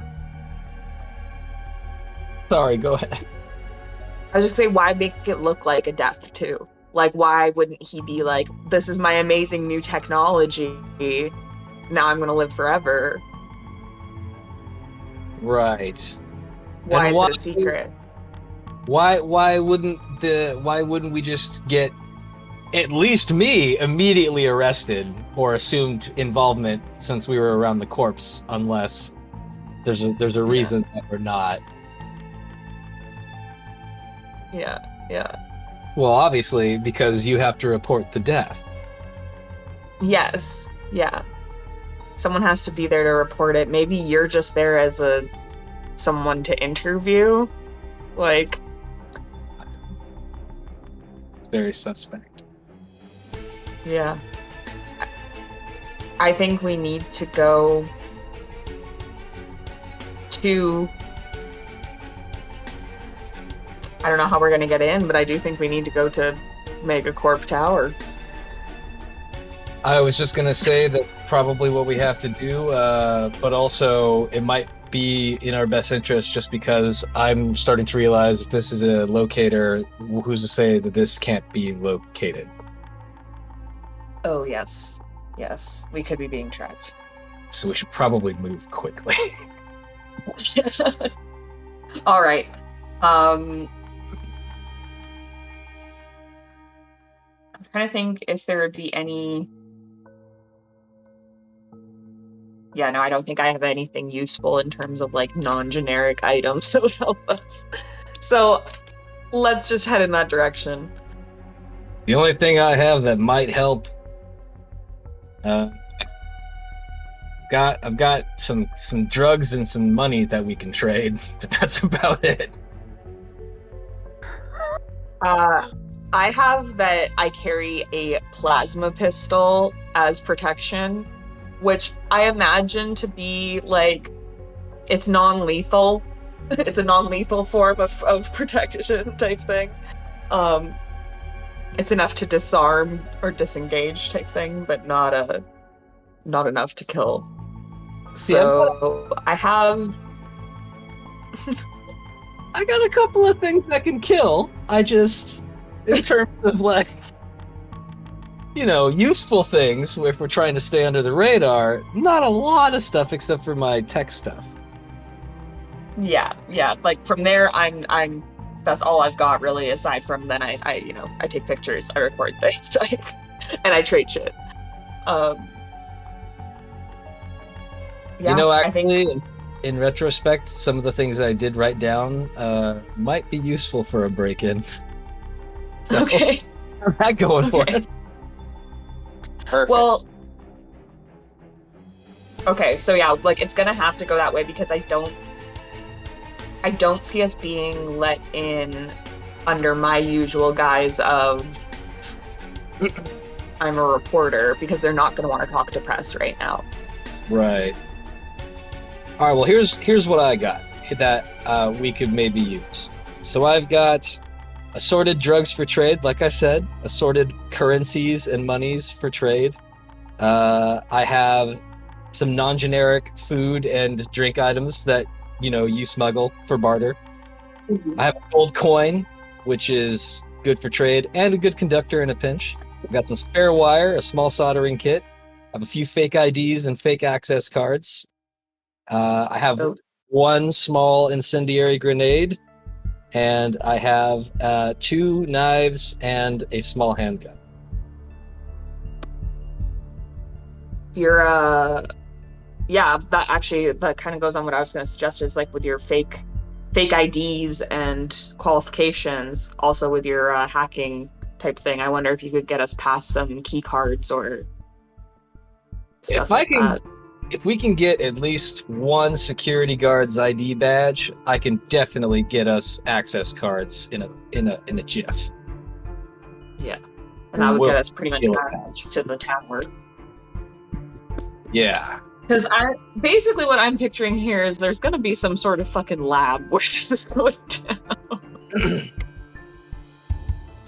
Well, if we can get a card and get inside, then maybe we can just get some like guard uniforms and just move freely. Yeah. Dress up as okay. So let's head towards MEGAcorp Tower, and I think once we get close, we want to kind of stealthily approach and scope it out to see what it's even looking like right now. Like if they've got heavy security going on, like given what's happening or what. Yeah. The moated city of large city. Sorry, what were you gonna say? Oh no, I was just gonna say I could use my tablet to maybe see if I can access their security system and see if I can get to their cameras and see what we do. Ooh, very nice. Okay, in the center of large city is this tower that stretches for city blocks upon city blocks, and high enough into the sky that it needs its own oxygen support at the highest floors. Love it.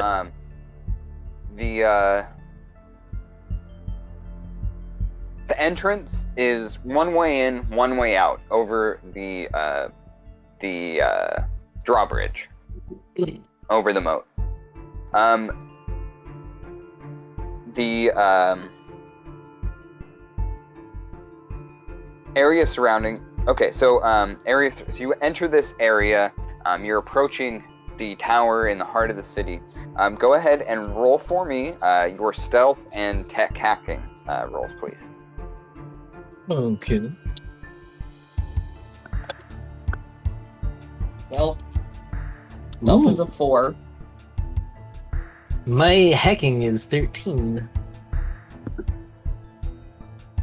Okay, that's impressive. What's your stealth roll? My stealth roll is 6. Oh, damn! You both did not do great with that. Okay. We're not stinky. Evidently not in this instance. However, your tech roll was excellent. I mean, I would essentially call that a crit, because there's not a higher result, I don't believe, without bonuses. So yeah. Oh, are you guys marking down your when you've done the failure rolls? Oh, no, but I've done one already, and this will be my second, so. I've done, I guess, 2 now. Alright, well, we are entering mid-game. Definitely keep track of them from here on, because they will be incredibly useful. If you need a reminder on that rule, I'm more than happy to provide it. You can use those bonus skills, or bonus points, to apply to future rolls, and that can include when you go to assist your teammates. Up to 2 per turn. Okay. So, as you approach the drawbridge, you are spotted, literally, by a spotlight in the tower nearby. The guards, these guards are, how do I put it? They're like the elite of the elite ducks. And these ones aren't ducks, they are, Swans? they are... Canada geese. Those are evil cobra chickens. Yes. That's what they are. They are, you said Canadian geese? Canadian geese specifically are miserable motherfuckers. Yeah, they are geese. Okay, I love this. They are Canadian geese, and they, that's their robo format that they're built in. And they shout down at you from the tower, "Halt! Who goes there?"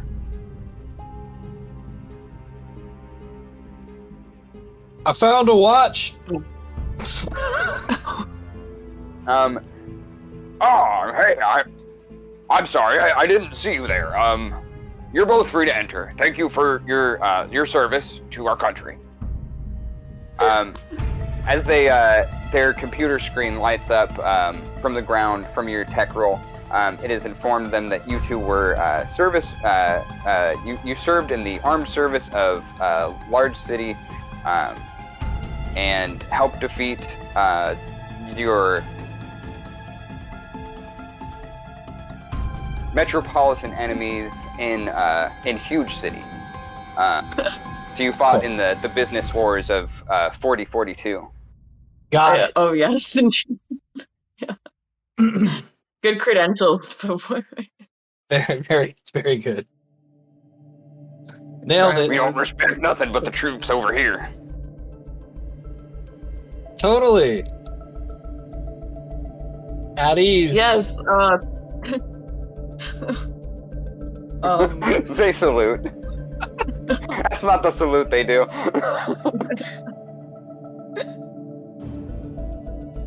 Yeah, we're just gonna head inside now.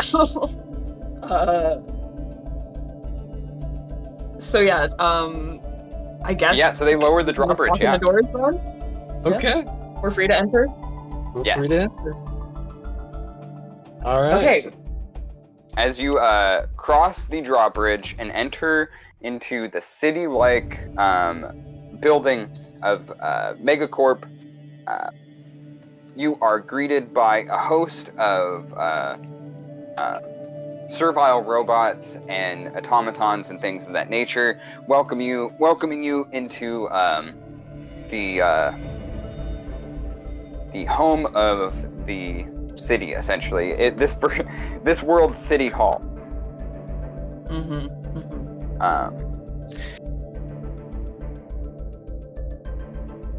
It's the city too, you know. Okay, so I guess running off of this, I'm just gonna kind of be leaning over to my comrade here and being like, so should we, we're service members that have been tasked with a special delivery? We're either See where that gets us? Yeah, I think that might work. And if that fails, maintenance always works. And I do have my soldering kit. You'd be amazed where you can get if you just throw on a hard hat and just be like, I'm here to fix things. Enter a room with confidence and pretend you're supposed to be there.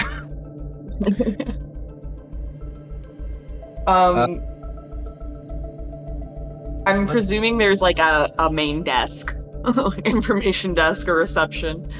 Absolutely, that is where one of the automatons is sitting there at this big welcome desk and kind of just greets you like a Disney automaton.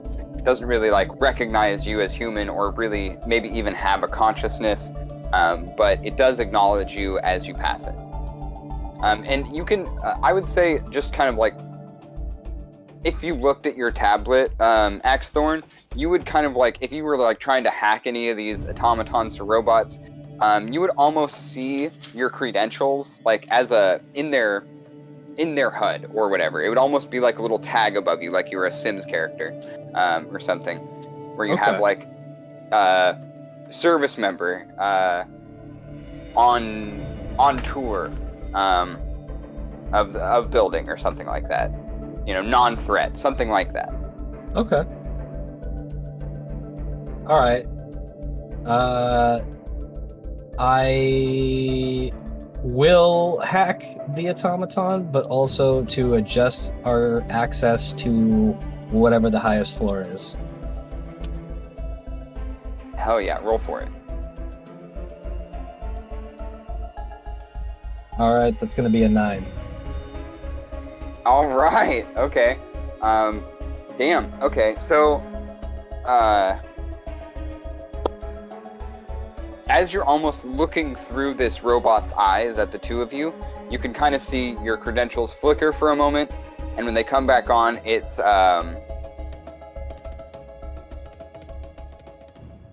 you notice that there's something strange about the way that your credentials are displayed. It's just confidential.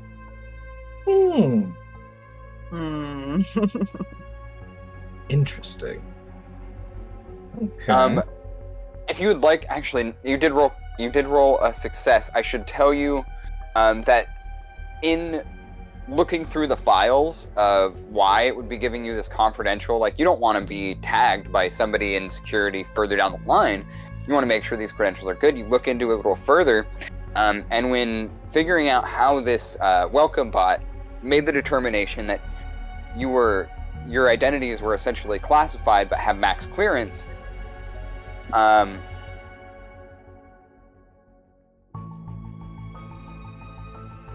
you have intentionally or unintentionally stumbled into what the computer can call clone protocol. It does not explain anymore because it itself doesn't have that clearance. But you can tell that's what it's doing, is that it believes that you are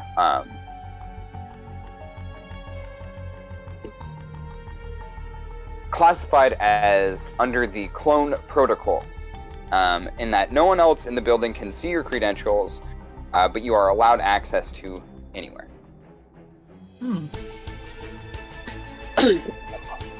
That answers a few questions I had. No! Well, if that's where we need to go for now, we'll cross any problematic bridges when they arise. You got that right. I have the automaton point us to the closest service elevator that will get us to the top floor. Absolutely. You get on that elevator. Oh, you know what? I'm going to try another trick that I do often. This is such a weird head. Back and forth, back and forth, back and forth. Like, I feel like if it's not already, should be like the official art form of Burning Man.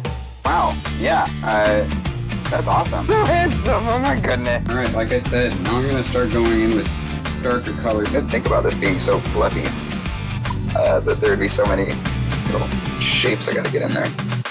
Right, I have to draw a color. I do not care. Odd mixes of color. Oh geez, I got sidetracked. I had a story. Kinda hot mess. In the best way. What? Foreshortened and all that. But then he boots the dank shit. I grew up being Hudson Dork. I'm an actor, musician, an artist. You're a chaos goblin that will be drawing. I am locked out of any other layer. And I am here for a live stream. Thank you for joining.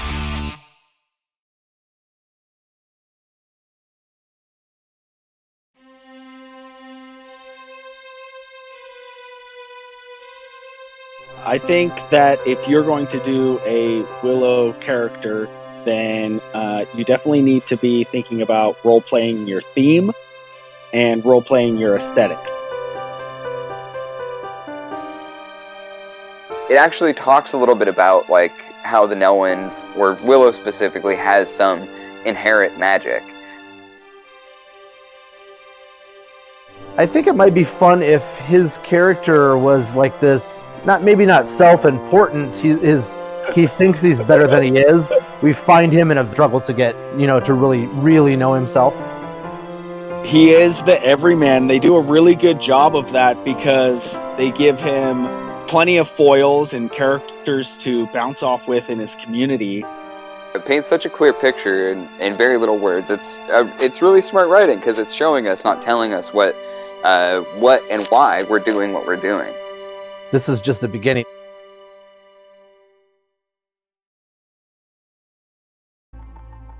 Woo! Well, oddly, This is going to be the highest in this tower I've ever been. I don't know if I'm going to get altitude sickness or not. I was just thinking about that. How tall is this damn thing? I know it's like so high we need oxygen on the top levels pumped in, but like, how tall is that?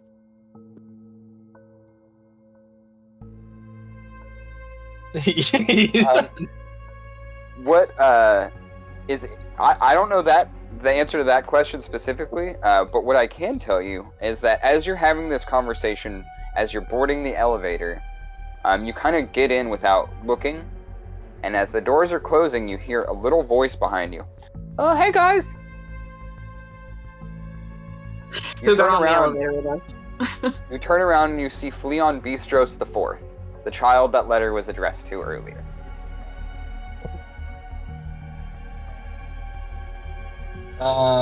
Hey, buddy. How you doing? Hey, so how'd you guys get in here? I read all your articles.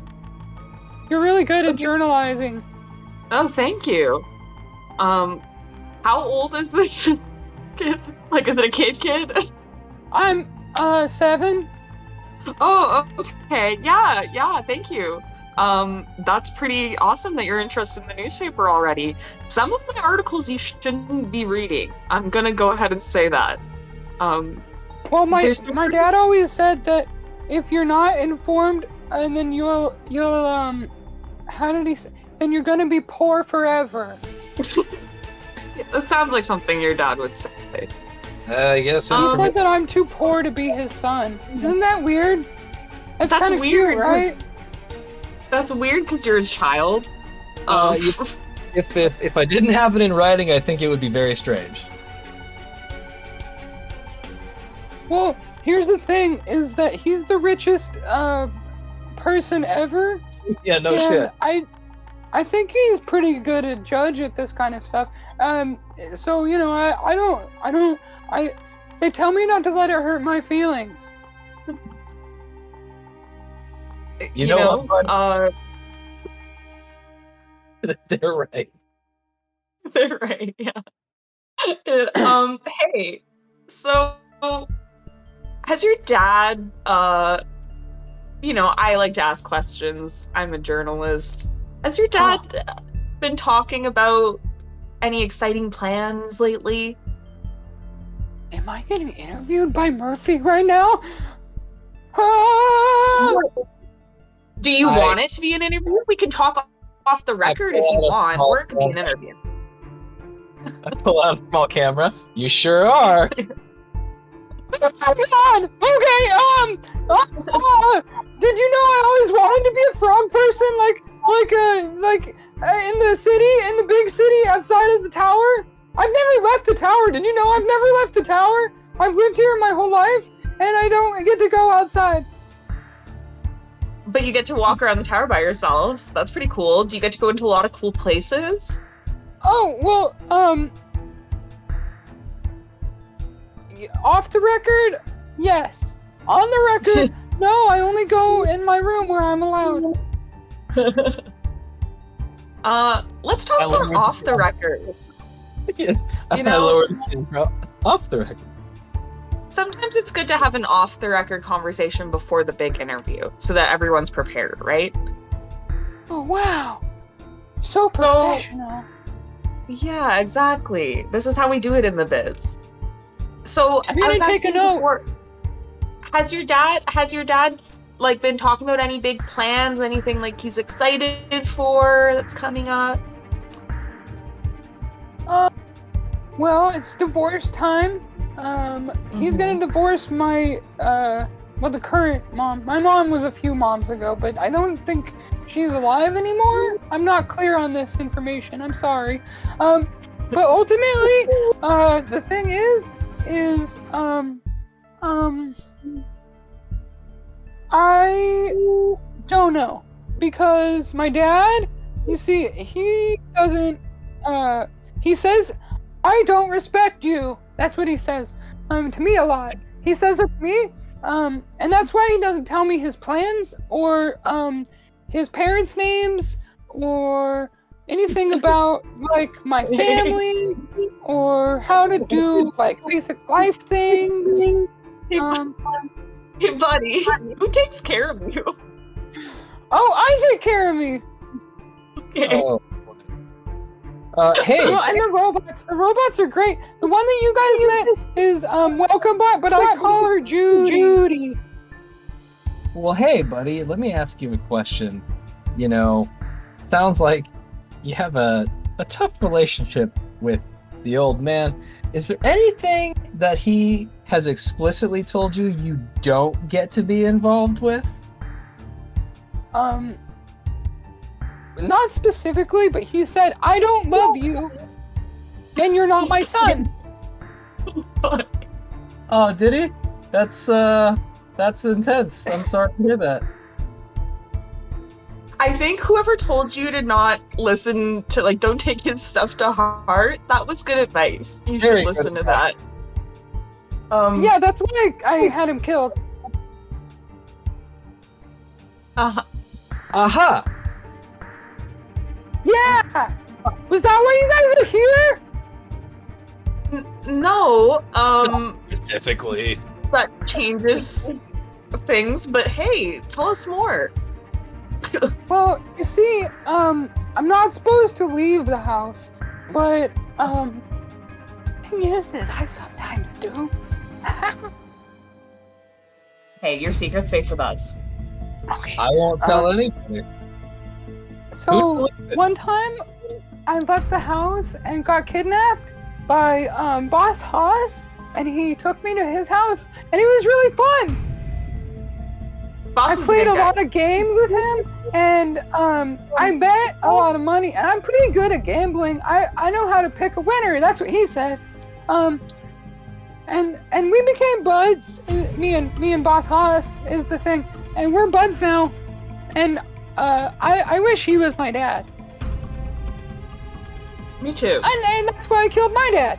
because he was pretty bad at being a dad. Boss Haas is really good at it. Yeah. Okay, but come on, when you say you killed your dad, you didn't do it, right? Well, With your hand. I told the drones to do it. Okay.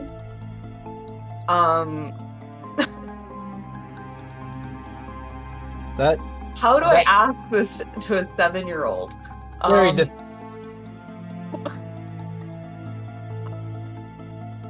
You know why what? was his spine gone?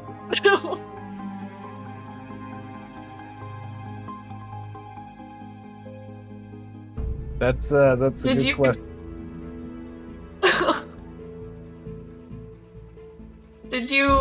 What did you tell the drones to do? Exactly. Okay. Well, I'll tell you from the start. So basically, when I got the drones, Boss Haas said, what you have to do is you get on your computer and you type it into the text box what you want the drone to do, and then the drone will execute that plan. And that's what I did. Is the assassin drone, it knew that my dad was going to the divorce party, and so it went there and shot the poison darts in his head. Okay. What Boss Haas about gave you the drones? Yeah, he said it was my birthday gift. I never had one of those. Oh. what about your dad's back? I don't know. He's got the pimples. Not That part. Yeah. All right, look, kid. I'm just gonna put it flat. Somebody took part of your dad's spine out, and we're trying to figure out why. Ew. Gross. He's got pimples there. I just told you. Yeah. It was pretty gross. Do you like candy? What's that?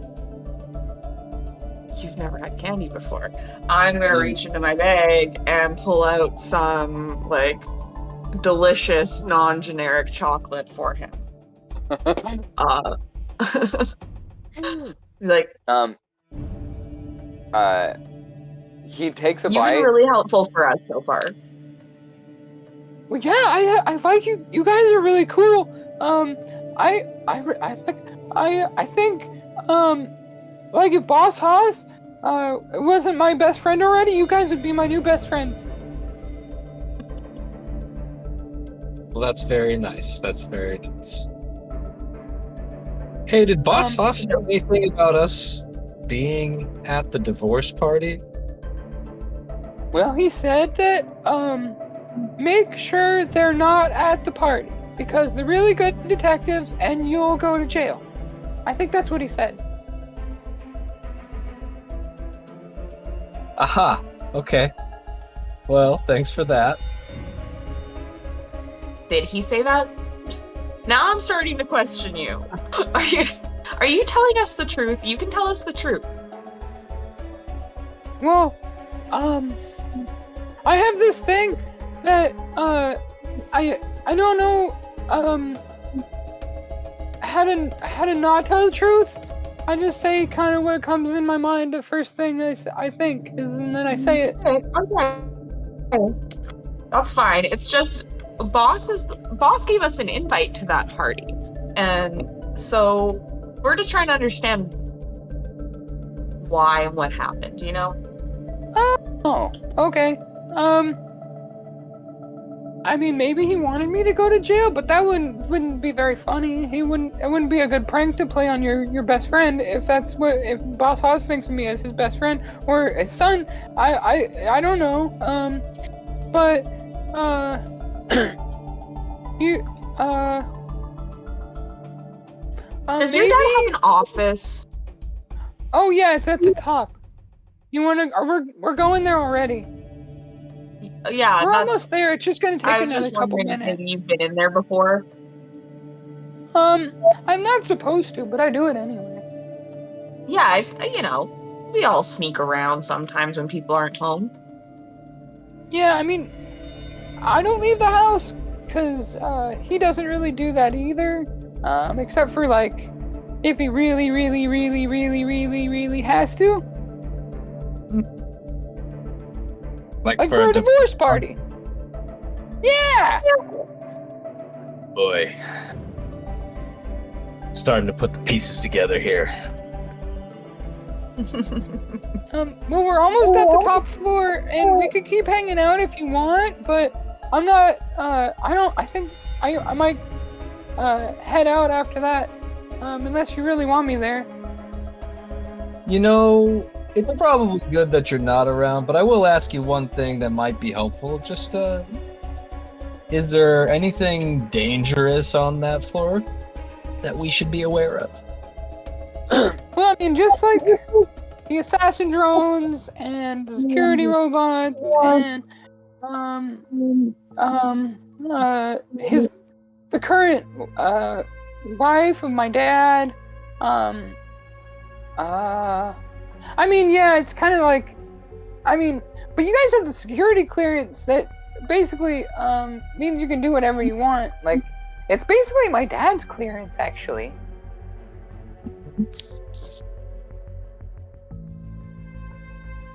Okay, cool. Well, thanks.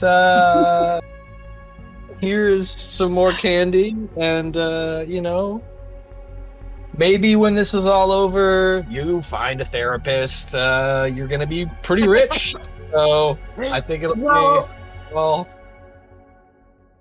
And you know what? What your dad said to you before about you being poor, it's not true, because now you inherit some of his money. Oh, that's a misconception. He told me I would never be in any of his wills because I'm useless. That's what he said, yeah. You know what, kid? Let me worry about that. Okay. I don't. Into the will.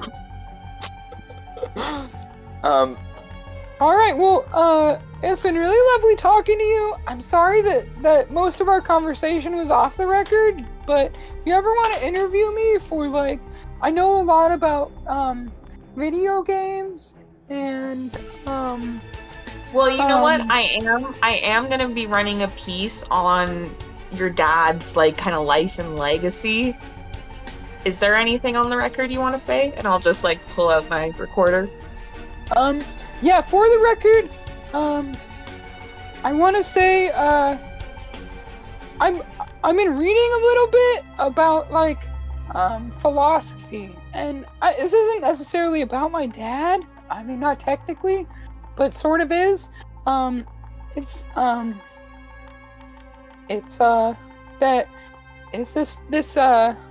It's that all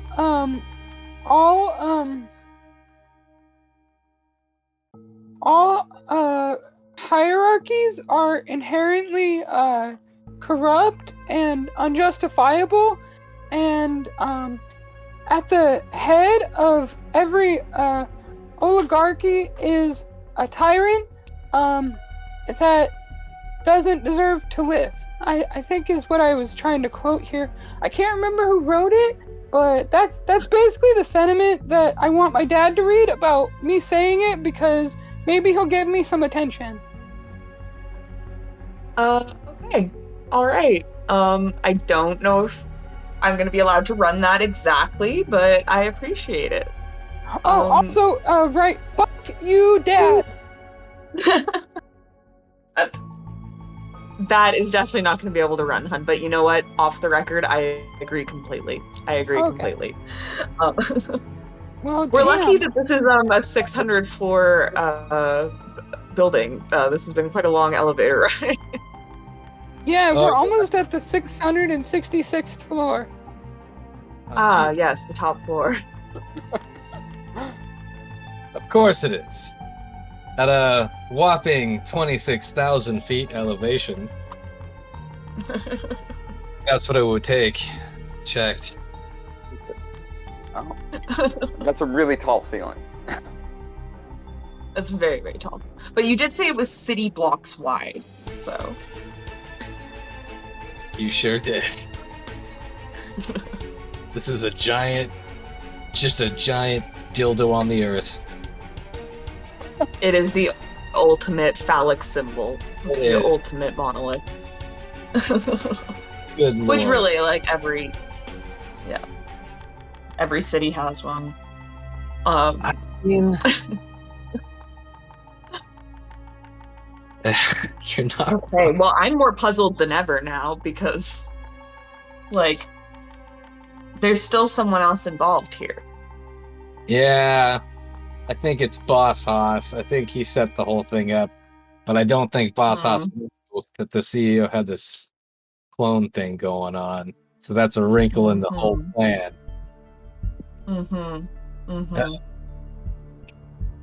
And now, obviously, I think we were supposed to be there simply so you could report the story, and me probably to be a fall person for the death. Yeah. Looks like on top of confronting old man MEGAcorp here, we're gonna have to track down Boss Haas and give him a little talking to. I think so. Sure, I thought he was on our side. Yeah, I never really thought that. I just assumed we were more useful than that until this moment. Yeah. I didn't realize I was so disposable. I mean, in Mega City, easy come, easy go. Okay, so once we make it to the top floor, I think we're immediately trying to go find his kind of private quarters, his office, what have you. Bing! You are at the top floor. Welcome. Cleon Bistros. Okay. Well, that confirms right there that we're under his clearance. Yep. So, I'm gonna go investigation style, I think, here, and unless there's anything obvious, I guess, like where we should be headed. Standing there that is just in the room that we can see. As the doors open on the 666th floor, you see out in front of you, as the doors, a sea of armed robots. Yeah, fuck. All in the Canadian Geese uniforms. Oh no. Halt. Intruder. What are you doing here? I hold up my soldering kit. I'm here to fix the TV.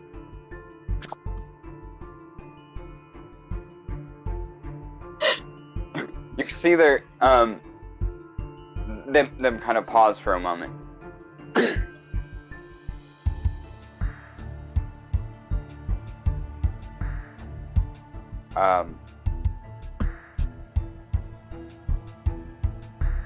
And as their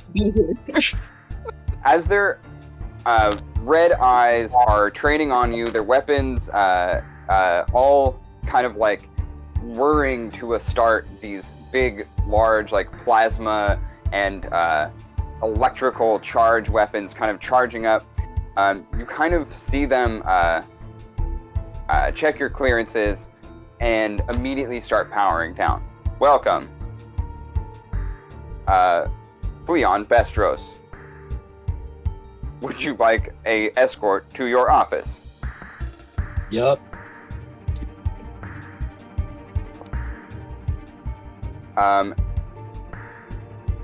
You begin moving through this large room. I struggle to say room because it's almost this big open area. Everything is blacked out. You cannot see where it starts or stops. It seems infinite, this room. Like a void. A couple of the Canadian Geese guards are in front of you, standing in front, walking in front of you, leading you to into the darkness, essentially. You eventually approach this smooth metal door, unpainted, smooth as can be, buffed to shine, and the doors have no handles on it, but they open almost immediately for you. As you enter this room,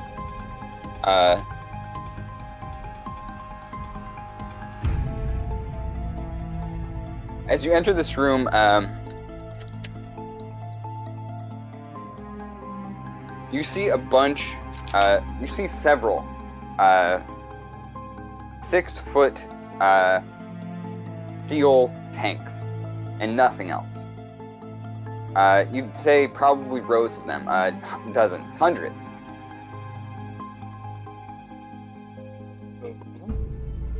They're all numbered. 1, 2, 3, 4, 5, 6, 7.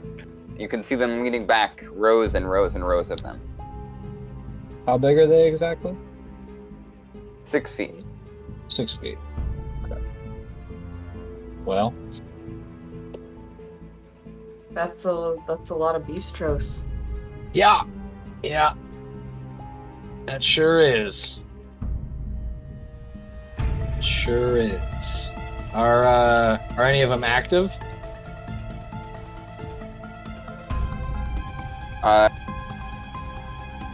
Like, are there any empty pods? Roll your hacking.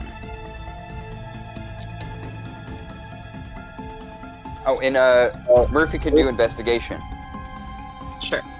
All right, 7. 11. Okay.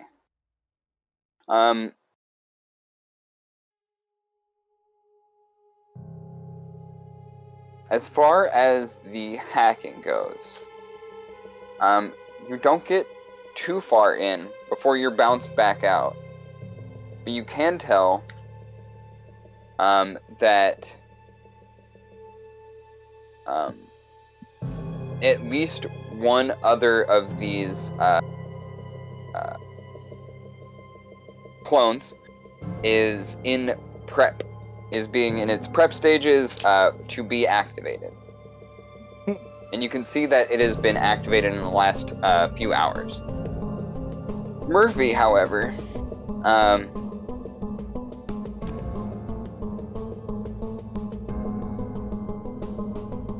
as you look through these tubes, you see that several of these have already been emptied. You see many of them, the first few dozen maybe even, are all gone, essentially. There's nothing in them. You can see that there's a little window in these big steel tubes. You can see that most of them have been emptied, and going further back, you can see that they are starting to, that they are all developed adult versions of Fleon Bistros III.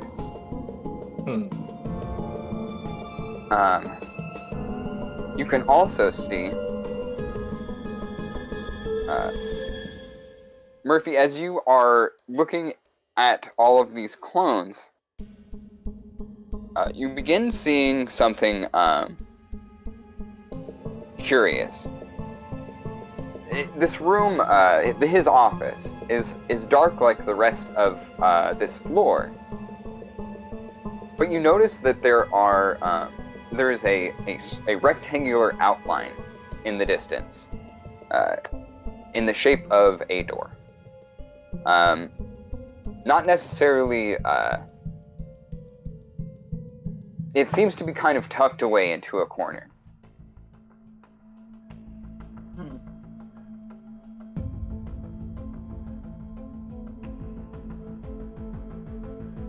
Okay, well, having pointed out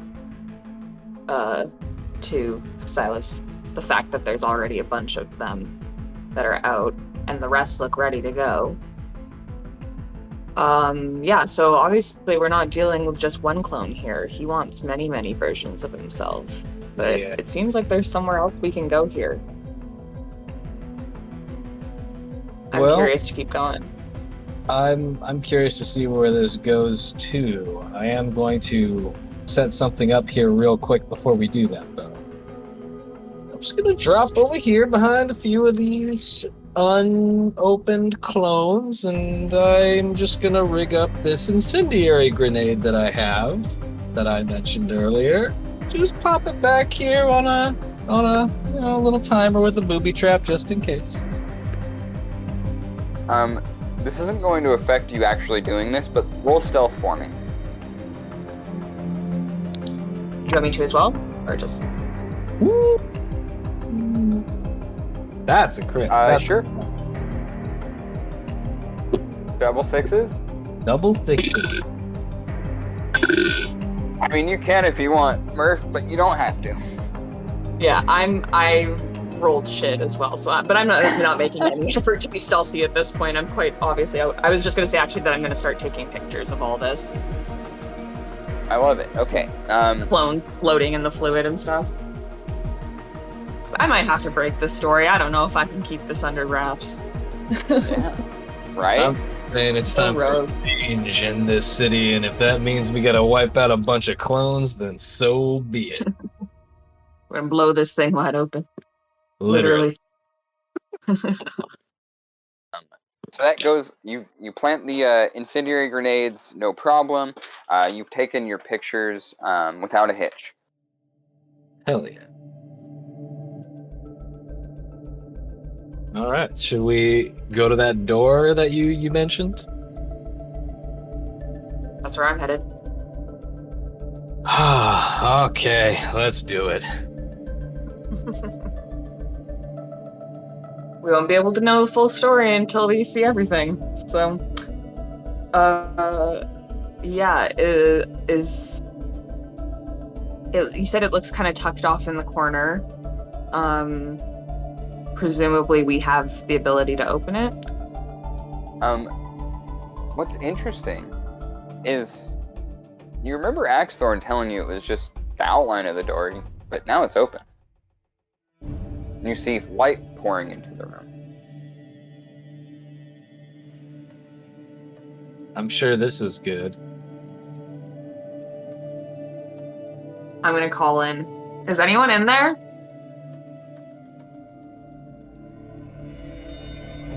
Hello? You hear nothing. They're not gonna say if they're hiding there, but it was worth a try. You're walking through the threshold of this well-lit room inside the office of Fleon Bastrop. Yep. What do we see in this room? That was ominously glowing at us. Well, it's fairly unremarkable, is the thing. It's a hallway.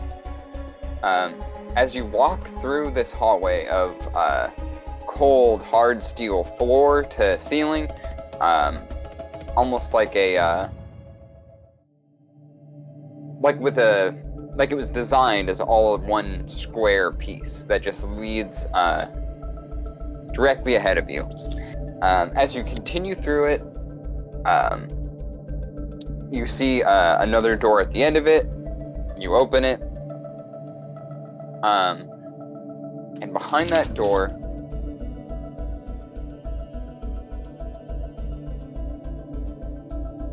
you see a large like boardroom table. Having a hardest time describing that. It's this large table. There's all kinds of at each seat. There's about 15 seats, and at each seat. Oh, am I still active? Yeah. Mhm. Okay. My phone's just being weird then.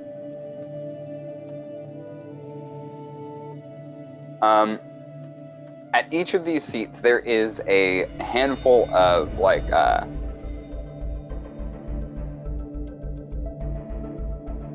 places where you could plug in, like, your devices and things of that nature, as well as a couple of connections that you don't immediately recognize. But the room is currently empty. This is his freaking mind room. I'm sorry? So this is his hive mind room. For all the clones to link up and have a board meeting.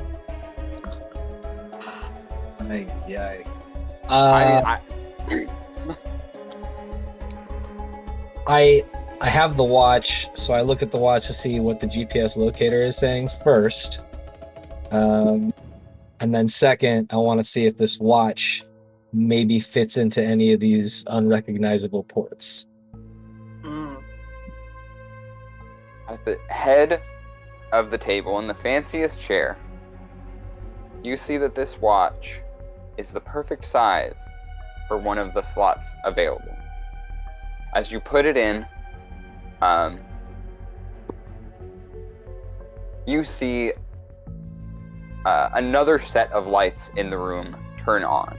You see in the center of the table a compartment opens, and there's a bunch of snacks. A video screen comes out, and you hear behind the door that you just came through and the door at the other end of the room a whirring mechanical sound.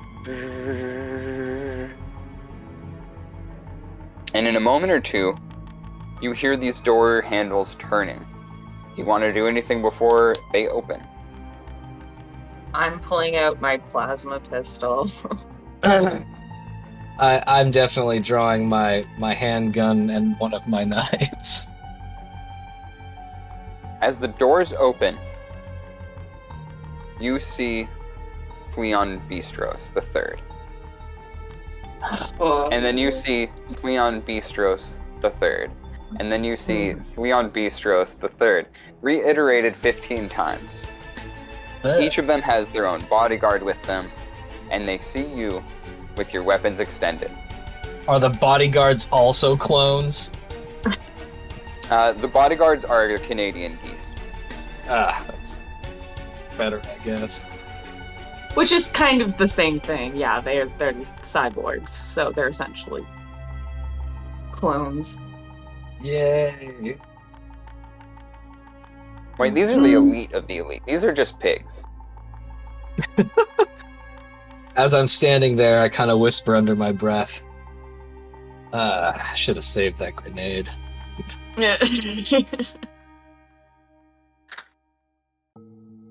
I'm just gonna go. Were they on a detonator or a timer?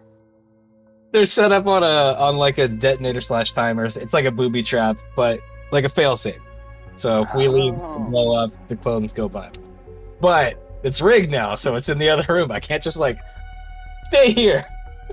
Yeah. Interesting though. Seeing that we are surrounded, but have weapons drawn, I'm just gonna go. Look, whichever one of you, all of you, Leon knows who I am.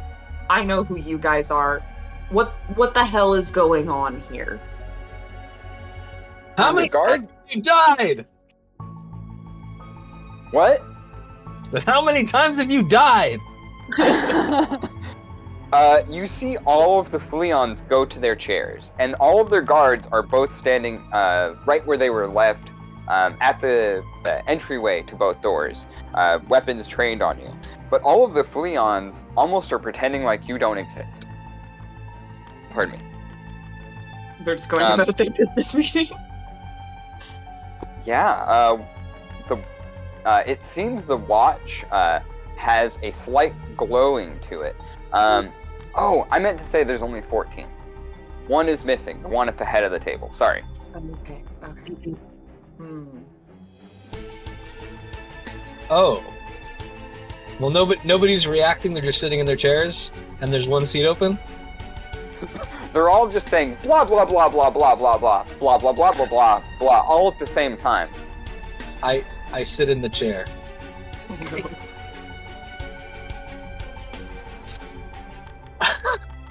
Okay.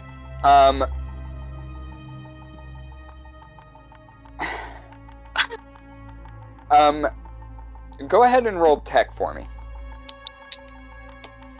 You either die a hero or live long enough to see yourself become the villain. 9. You take a look at your tablet, and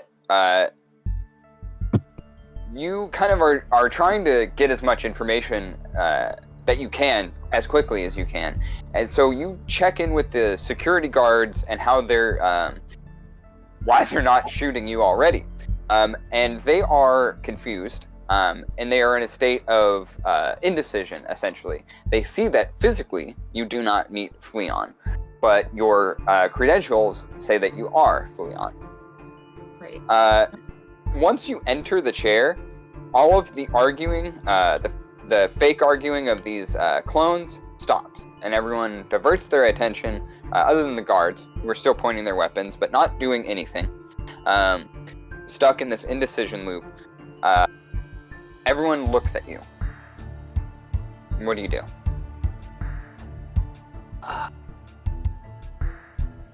Who has new business?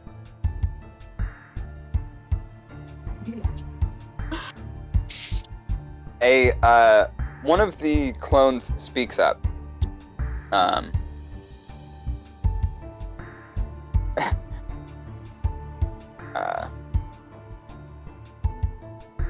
As a shareholder, I am glad to see the head of our company is still alive and well.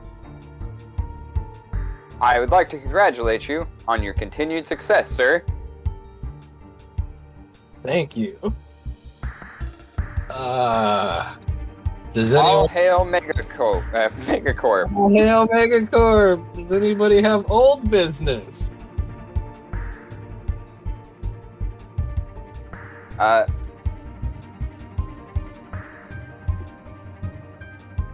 Well, I wasn't through with new business, but I will tell you our wife and child are no longer in the building, and we have not been able to track their presences. We are working on a solution to this as we speak.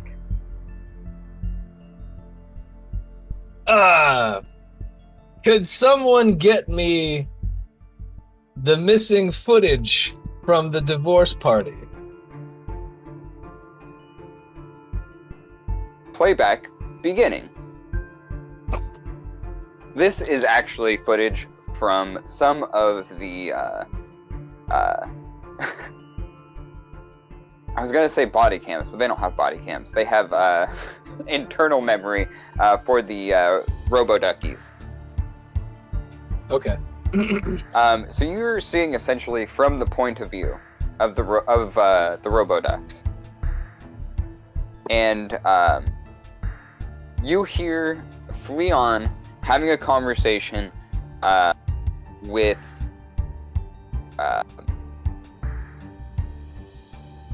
Boss Haas. And you can see that the ducky doesn't necessarily hear all of the encounter. There's too much background noise. But you can see them laughing and cajoling and drinking together. You can see Boss Haas putting his arm around Fleon. You can see a bunch of the other like elites of this society surrounding him and kind of just laughing at nothing. Just kind of pretending to enjoy each other's company. You see, from the perspective of one of these ducks, two bolts hit Fleon in the neck and him go down.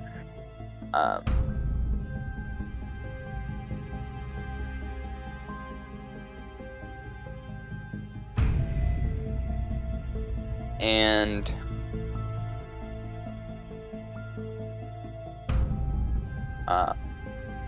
you see that the from the perspective of the rubber duck, you see its internal protocols change. It goes from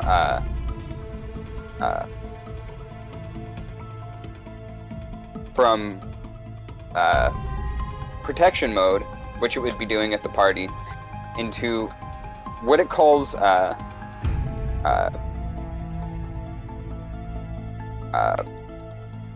what's like when you get a new boss at a job. Isn't there like a technical term for this? Orientation. Reorientation. Thank you. It enters reorientation mode, and you see that its directive is to head back to the tower. As it's leaving, it sees Fleon lying on the ground, bleeding, and you can see before it leaves, it looks at Fleon lying down on the ground, turns on a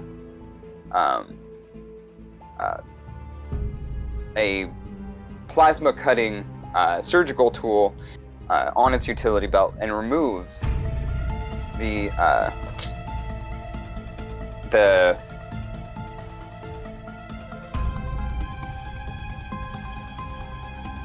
memory card, essentially, from the spinal cord of this version of Fleon. And what are we doing in the footage? Oh.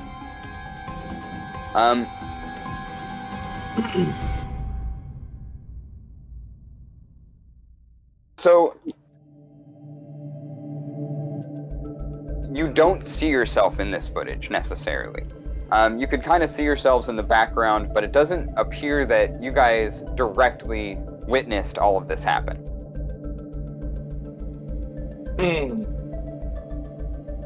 Okay. What you do notice is as the rubber ducky leaves the room with the rest of the ducks, it looks back to close the doors behind it. And as it does, it sees the entire party drop. Everybody falls in place. Oh, what? So everybody collapsed at the same time? And you were the only two people left. Where did everyone's collapsed bodies go? Roll investigation and tech, please. Fuck. I got a 4. The one time I really want the answer. Oh, do you have failure points you can put? Although I guess that wouldn't get you. It would only get you a 6 if you rolled a 4. It'll just get me up to a 6, unfortunately. How'd you do, Murph? I got a 6, so I'm gonna add 1, make it a 7. All right. Okay.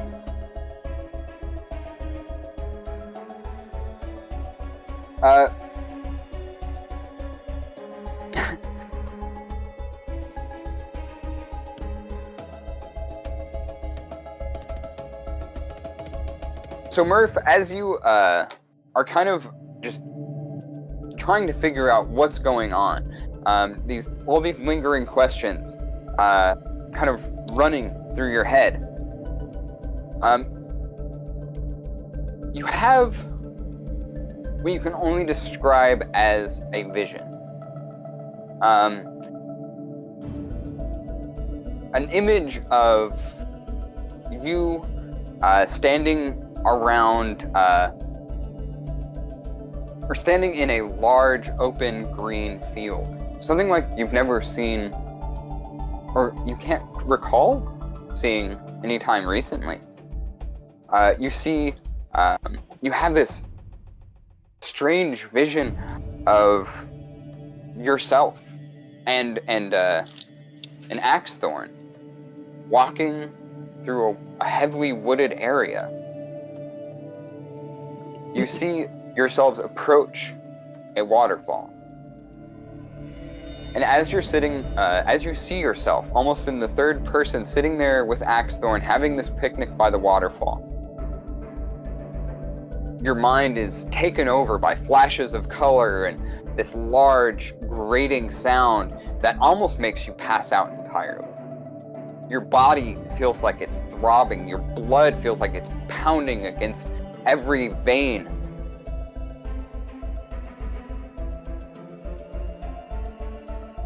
This vision you've just had, as you kind of come to reeling, feels like part of yourself you've forgotten. A life that you've forgotten.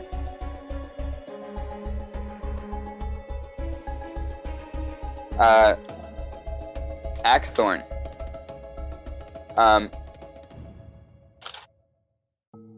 As you are going through the kind of information, all of the files that you can access from this very rarefied, I mean, not even rarefied, a completely unimaginably powerful seat of power, literally. Access that you've never had before in your life. And you're digging, and you're digging.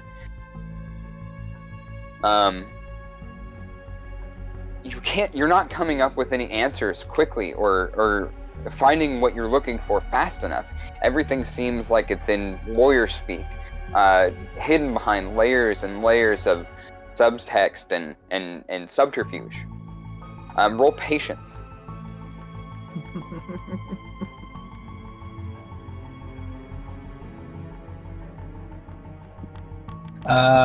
Mine's a -2, right? For that, or a -1? 2. It's a 4.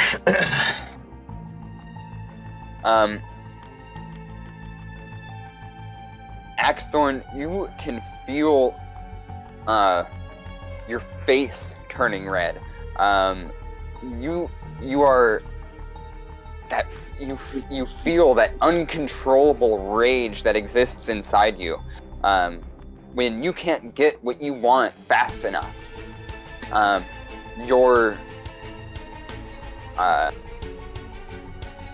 You are almost like devolving into a primal version of yourself. And in your rage, you start just smashing your fists on the desk, destroying the display in front of you, and smashing the device that has all of the components for this watch that allows you to access this this area.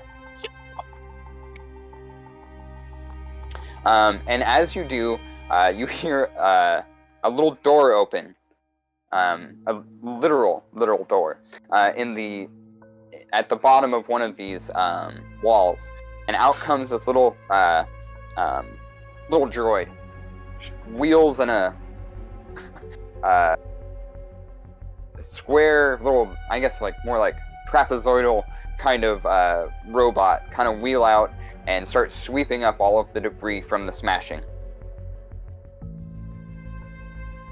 I'm gonna be like, Silas, stop. Like, you wrecked it now. Yeah. I did do that. I did that. Yeah. Okay.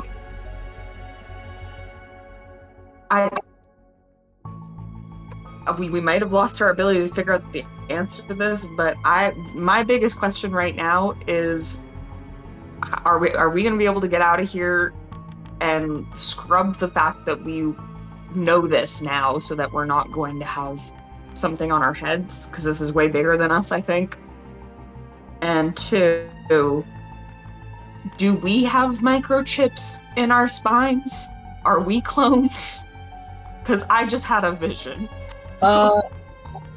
You know, I have had no visions, but I gotta be honest. I'm wondering the same thing. Because I still don't understand why I can't remember any of this party. Watching any of that footage, I don't remember any of it. It's not coming back. It's not ringing any bells for me. Almost like I have no other memories before that. Yeah. At least ones But we can't. from that night, anyway. I guess you could argue ones that weren't backed up. Well, we can't get into that system now anymore. From the other end of the... Oh, sorry. It's like, well, not this one. But I'm hoping to get into another one.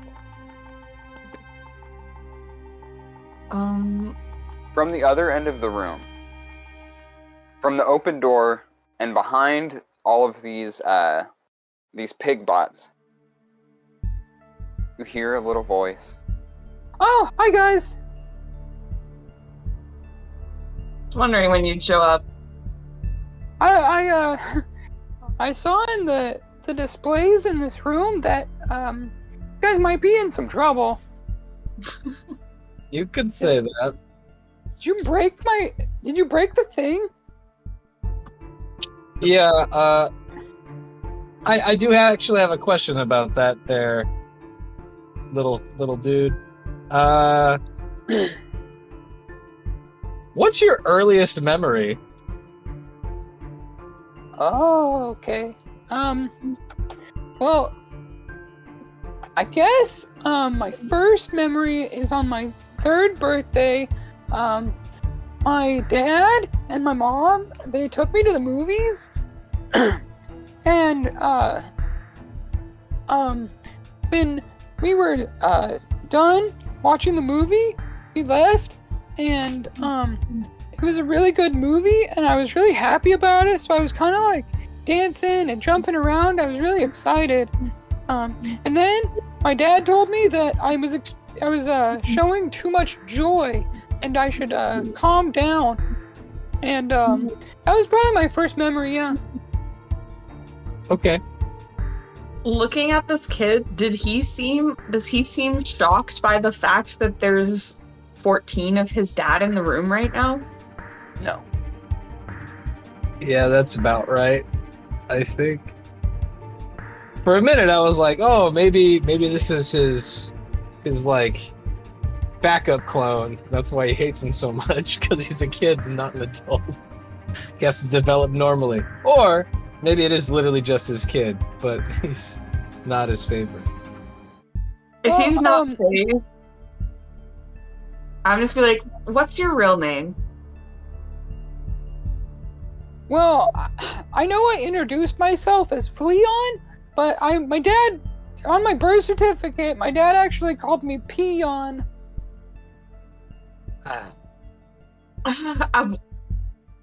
You seem innocent enough, kid, but I don't know here.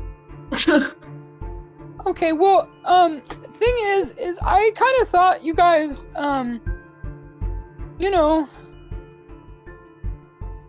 I thought you would have solved this already. I'm kind of disappointed. I'm gonna ask you to leave now, because like you kind of smashed the stuff that, I mean, like, I know I wasn't gonna take over, but like I kind of planned on a lot of other stuff happening that now can't happen.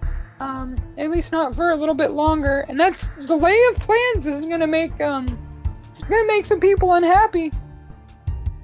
And if I'm unhappy, I mean that's normal. But if some other people are unhappy, that could mean that society gets a lot worse. So you just killed your dad so that you could take control of all his clones? You knew he had clones? I mean, kinda. And the thing is that it's not necessarily how it works. I've got, I'm the only child. I don't have, like, brothers or sisters or anything like that. So the clones are kind of like my family. And since I don't really, like, have, like, people who love me in my life, at least the clones are kind of neutral. Yeah, okay. Alright. This all tracks. You little psychopath. I got it. I'm up to speed. Well, the thing is I'm going to have to reset you now. Reset us? God. Yeah! It'll be fun, I promise. You won't even remember how I did any of this. It'll be great. Is that what you did to us after the party? I didn't do it. So who did? Okay, I did it.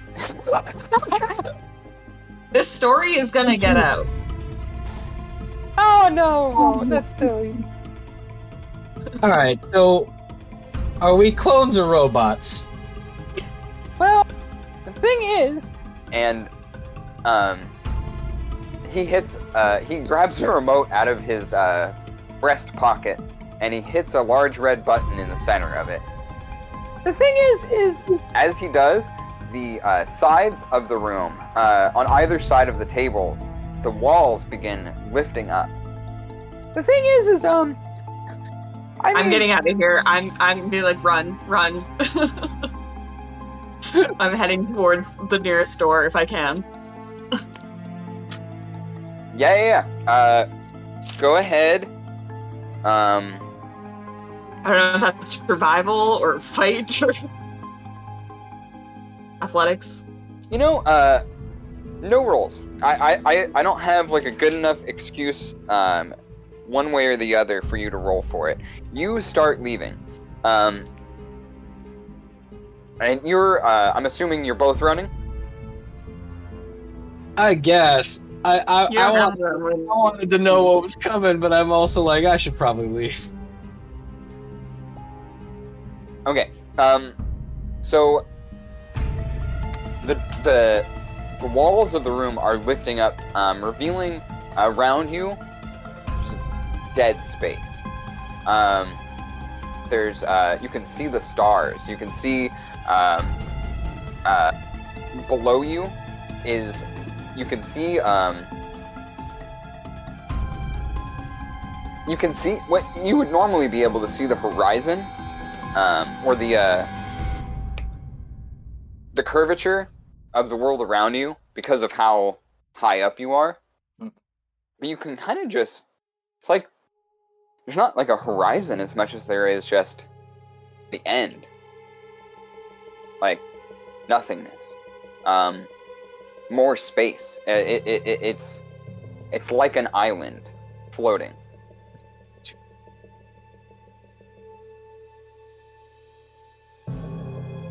You hear little Fleon is just laughing maniacally. And the whole rest of the board of the older versions of Fleon are all laughing robotically in line with him.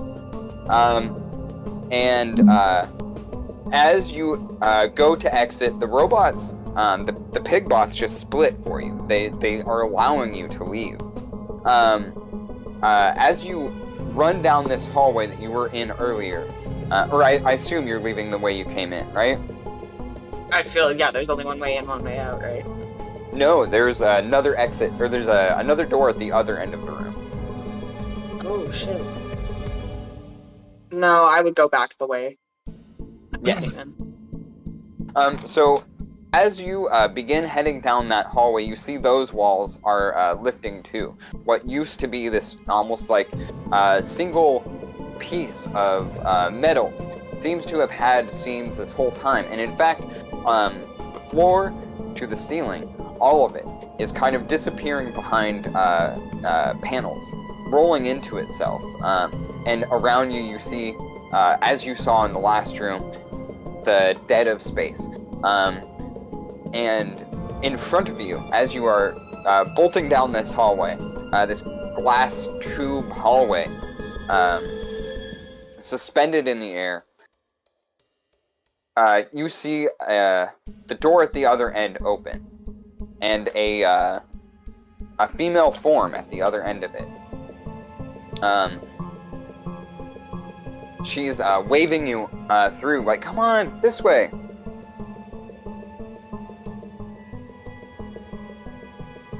I'm suspicious, but I'm heading in the same direction. Yeah. Yeah, as you cross through the door, you see Fleon's wife, Callista Bistros, at the other end of it. And this is his current wife, the one that the divorce party was for.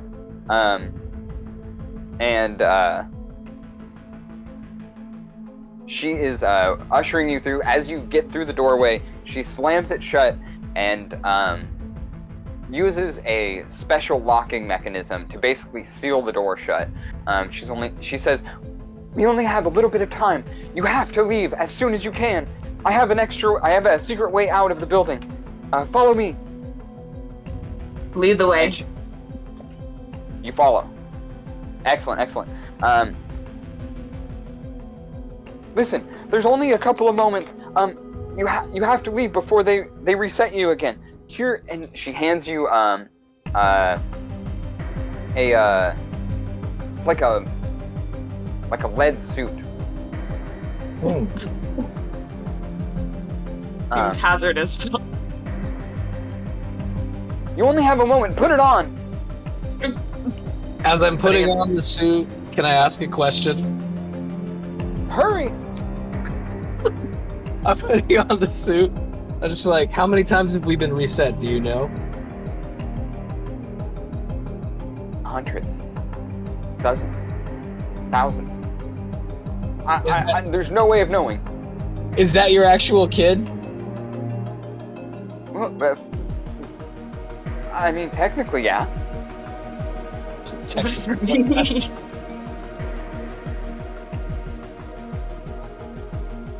You said we don't have time for this shit. What does that mean?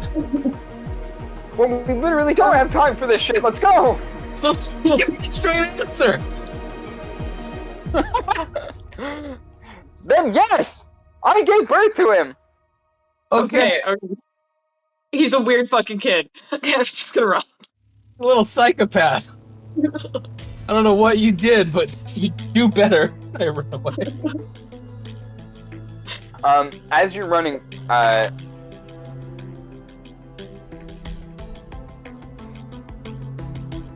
she's speaking to you the whole time. Listen, I only have a little bit of time to tell you so much information. I don't know where to even start. Listen, you're not from here. You grew up on a beautiful green planet, thousands of light years away. You've been taken hostage by this crazy clone army. It's playing with your lives, like your toys, like your objects. It's been playing with us all. I finally was able to get free. Oh my god, it took me so long to even realize I was trapped. We all are. Please set us free. Find a way. How did you break free? It took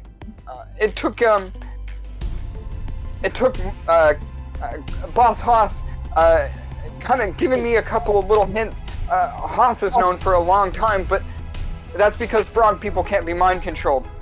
They were developed here.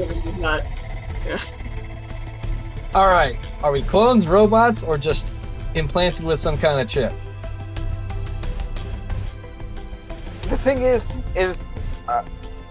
MEGAcorp has been doing this for centuries, trying to.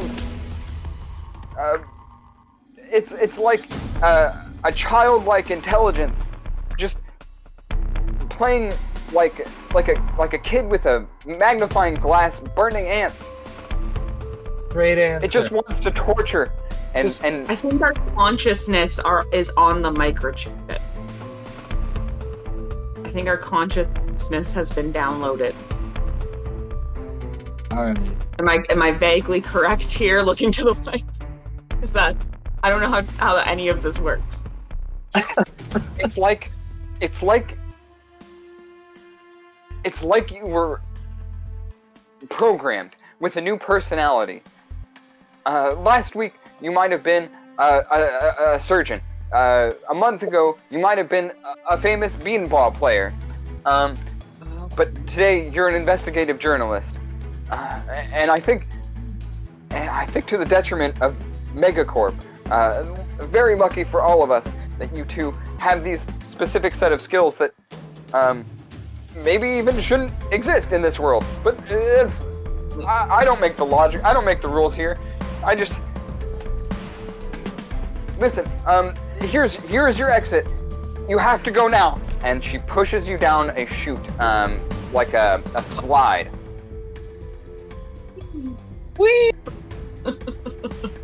As we go down the slide, I'm just like, whee! And I pull up my tablet and I hit a button and I detonate the grenade. Oh. So, as you're sliding down, you hear a big explosion, much larger than that detonation should have caused. You can tell by looking through your tablet, there is a chain reaction of explosions going on all over the tower. You're sliding, and you're falling, and you're sliding, and you're twisting, and you're turning. Hey, Iris, I don't know how to do this myself, but if we could fall faster, that'd be in all our best interest, I think. Fall back. You hit the ground with a thud. Around you, you are surrounded by asphalt, and it has these strange, curious lines pointed on it. It doesn't necessarily look like they have any decipherable meaning that you can quite think of. They're just odd lines leading off into directions. You think maybe that's pointing you to different rooms or things of that nature, but you still hear the explosions all around you. Pieces of the ceiling are starting to kind of like cave in on itself. In the distance, you see a big what you can only describe as some kind of vehicle.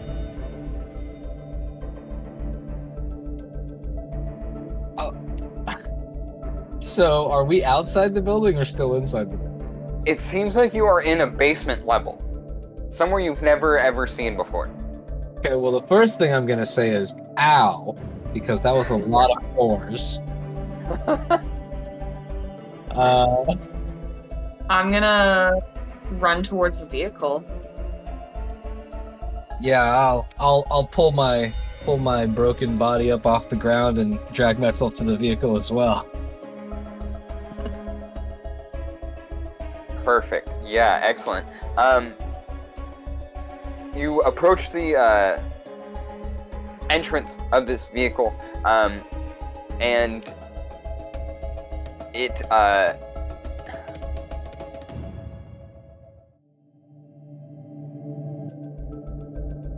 it says, "Welcome, Silas Murphy and Iris Axethorn." Okay, I don't know if I trust this thing anymore. This all feels a little orchestrated.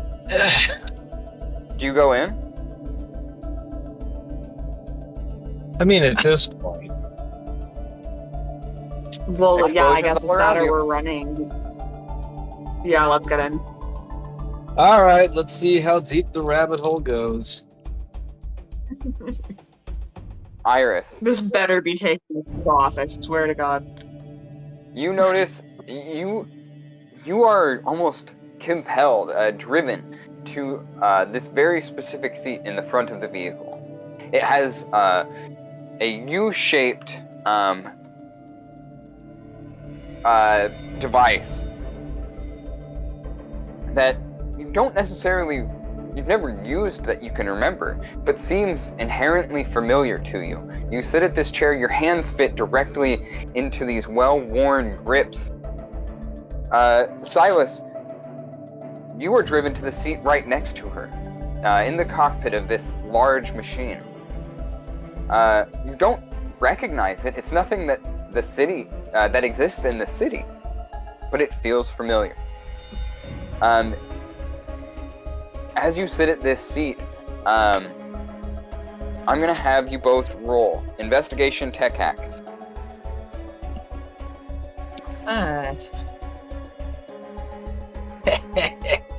12. 11. A flood of memories come rushing to you.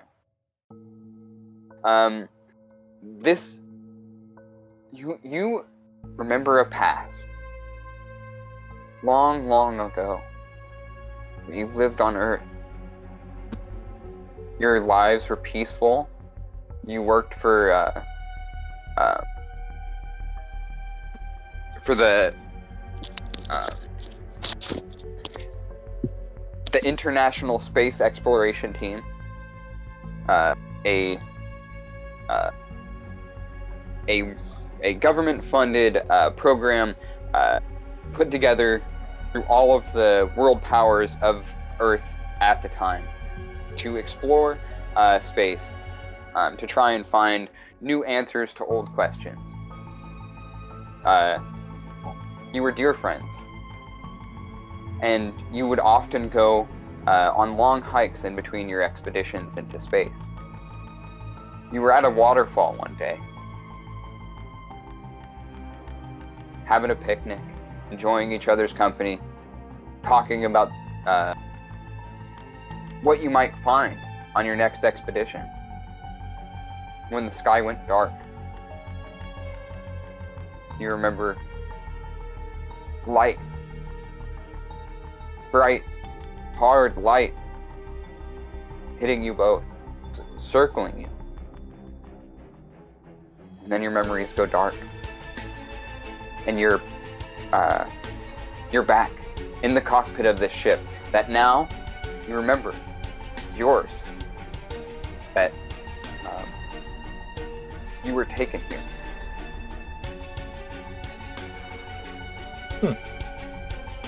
And conveniently, everything still is functioning. You are, you see the ceiling collapsing around you, but those engines still ignite when you turn them on. What do you do? Well, I think we get the fuck out of here, Captain Murphy. Damn straight. Gonna set it into go mode. Perfect. And as steer course toward home. To home! Punch it! And you do. The engines ignite and take you at a lightning clip down this corridor, which you now know is a port into the outside of this large space station. You see yourself entering space as the city behind you starts collapsing, falling in on itself. Holy hell. You see the empty deadness of space. Your instruments are pointing you in the direction of home, Earth. Nice. You see that it's thousands and thousands of light years away. Ah, shit. Well, I guess we're gonna die here.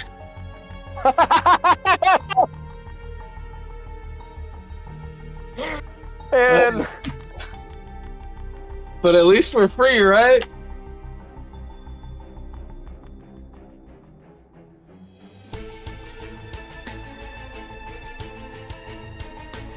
I had feel.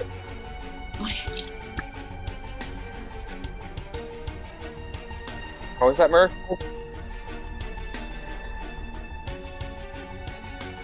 We're a long way there.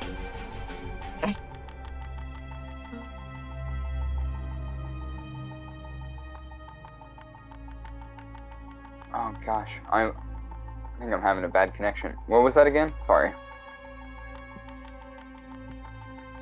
Can you hear me now? Yeah. Okay, sorry. Yeah, my Wi-Fi is cutting out. Yeah, I was just saying, please let there be somewhere on the navigation instead of us just aimlessly flying into space. Yeah, absolutely. In fact, how do you want that to look? Go ahead.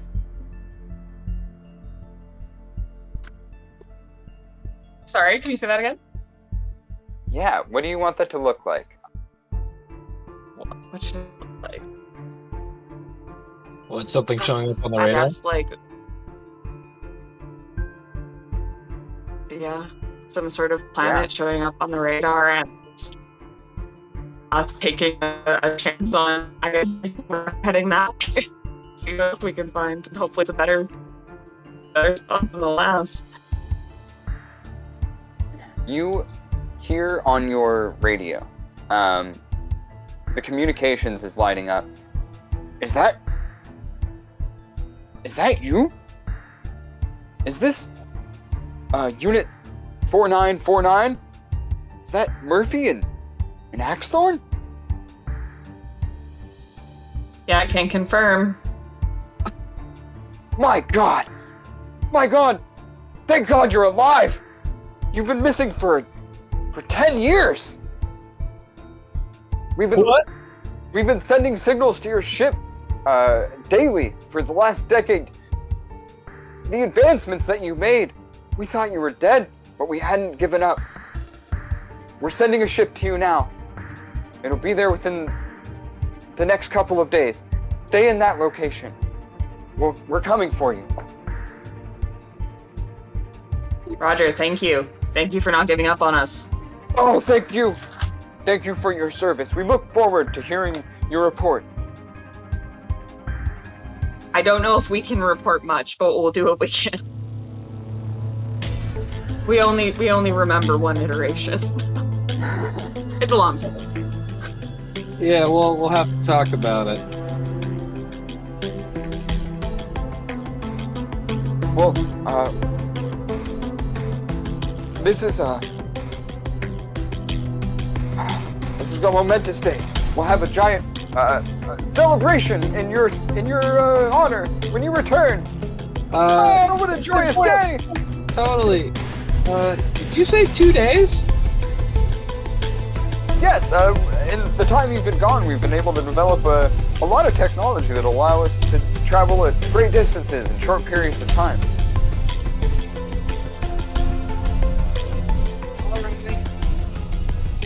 Cool. Waiting on your arrival, Captain. All right, folks. Well, is there anything else you want to do in this game before we wrap it up? That was great. I'm good. I was gonna say I might want to check to see if he's telling the truth or not, because that seems suspicious. But never mind. No, I mean, I gave you the hard ending, and then you guys were like, well, I want a little hope, so I gave you a hope. Yeah. Fair enough. I Yeah. appreciate it. Yeah. No, that was awesome. I loved that. That was fun. Yeah, I'm glad you guys had a good time. That was a really fun game. You guys gave me a lot of fun stuff to work with. To our audience watching, thank you so much for coming. Thank you so much for sticking with us. This went a little longer than I had planned, but I wanted to get this story told the right way with these incredible creative people while we had them. Thank you so much for listening. Thank you so much for joining us, and we hope to see you next time in You Awaken in a Strange Place, or Iron Hearts, or any of the wonderful programs we're putting out for you here at Nerdcrafty. Is there anything you guys want to say as we close out here? Thank you for a great game. Thanks for being a good buddy cop, Axethorn. It was great playing with you. We'll have to see if there's a Axethorn and Murphy sequel in the works. Absolutely. Hell yeah. Love it. All right, y'all. All right, bye, folks. Oh, sorry, Scott. Was there What? something else? Were you No. about to say something? No, I was just like, all right. Okay. All right, folks. Thank you so much, and good night. We'll see you next time. Bye.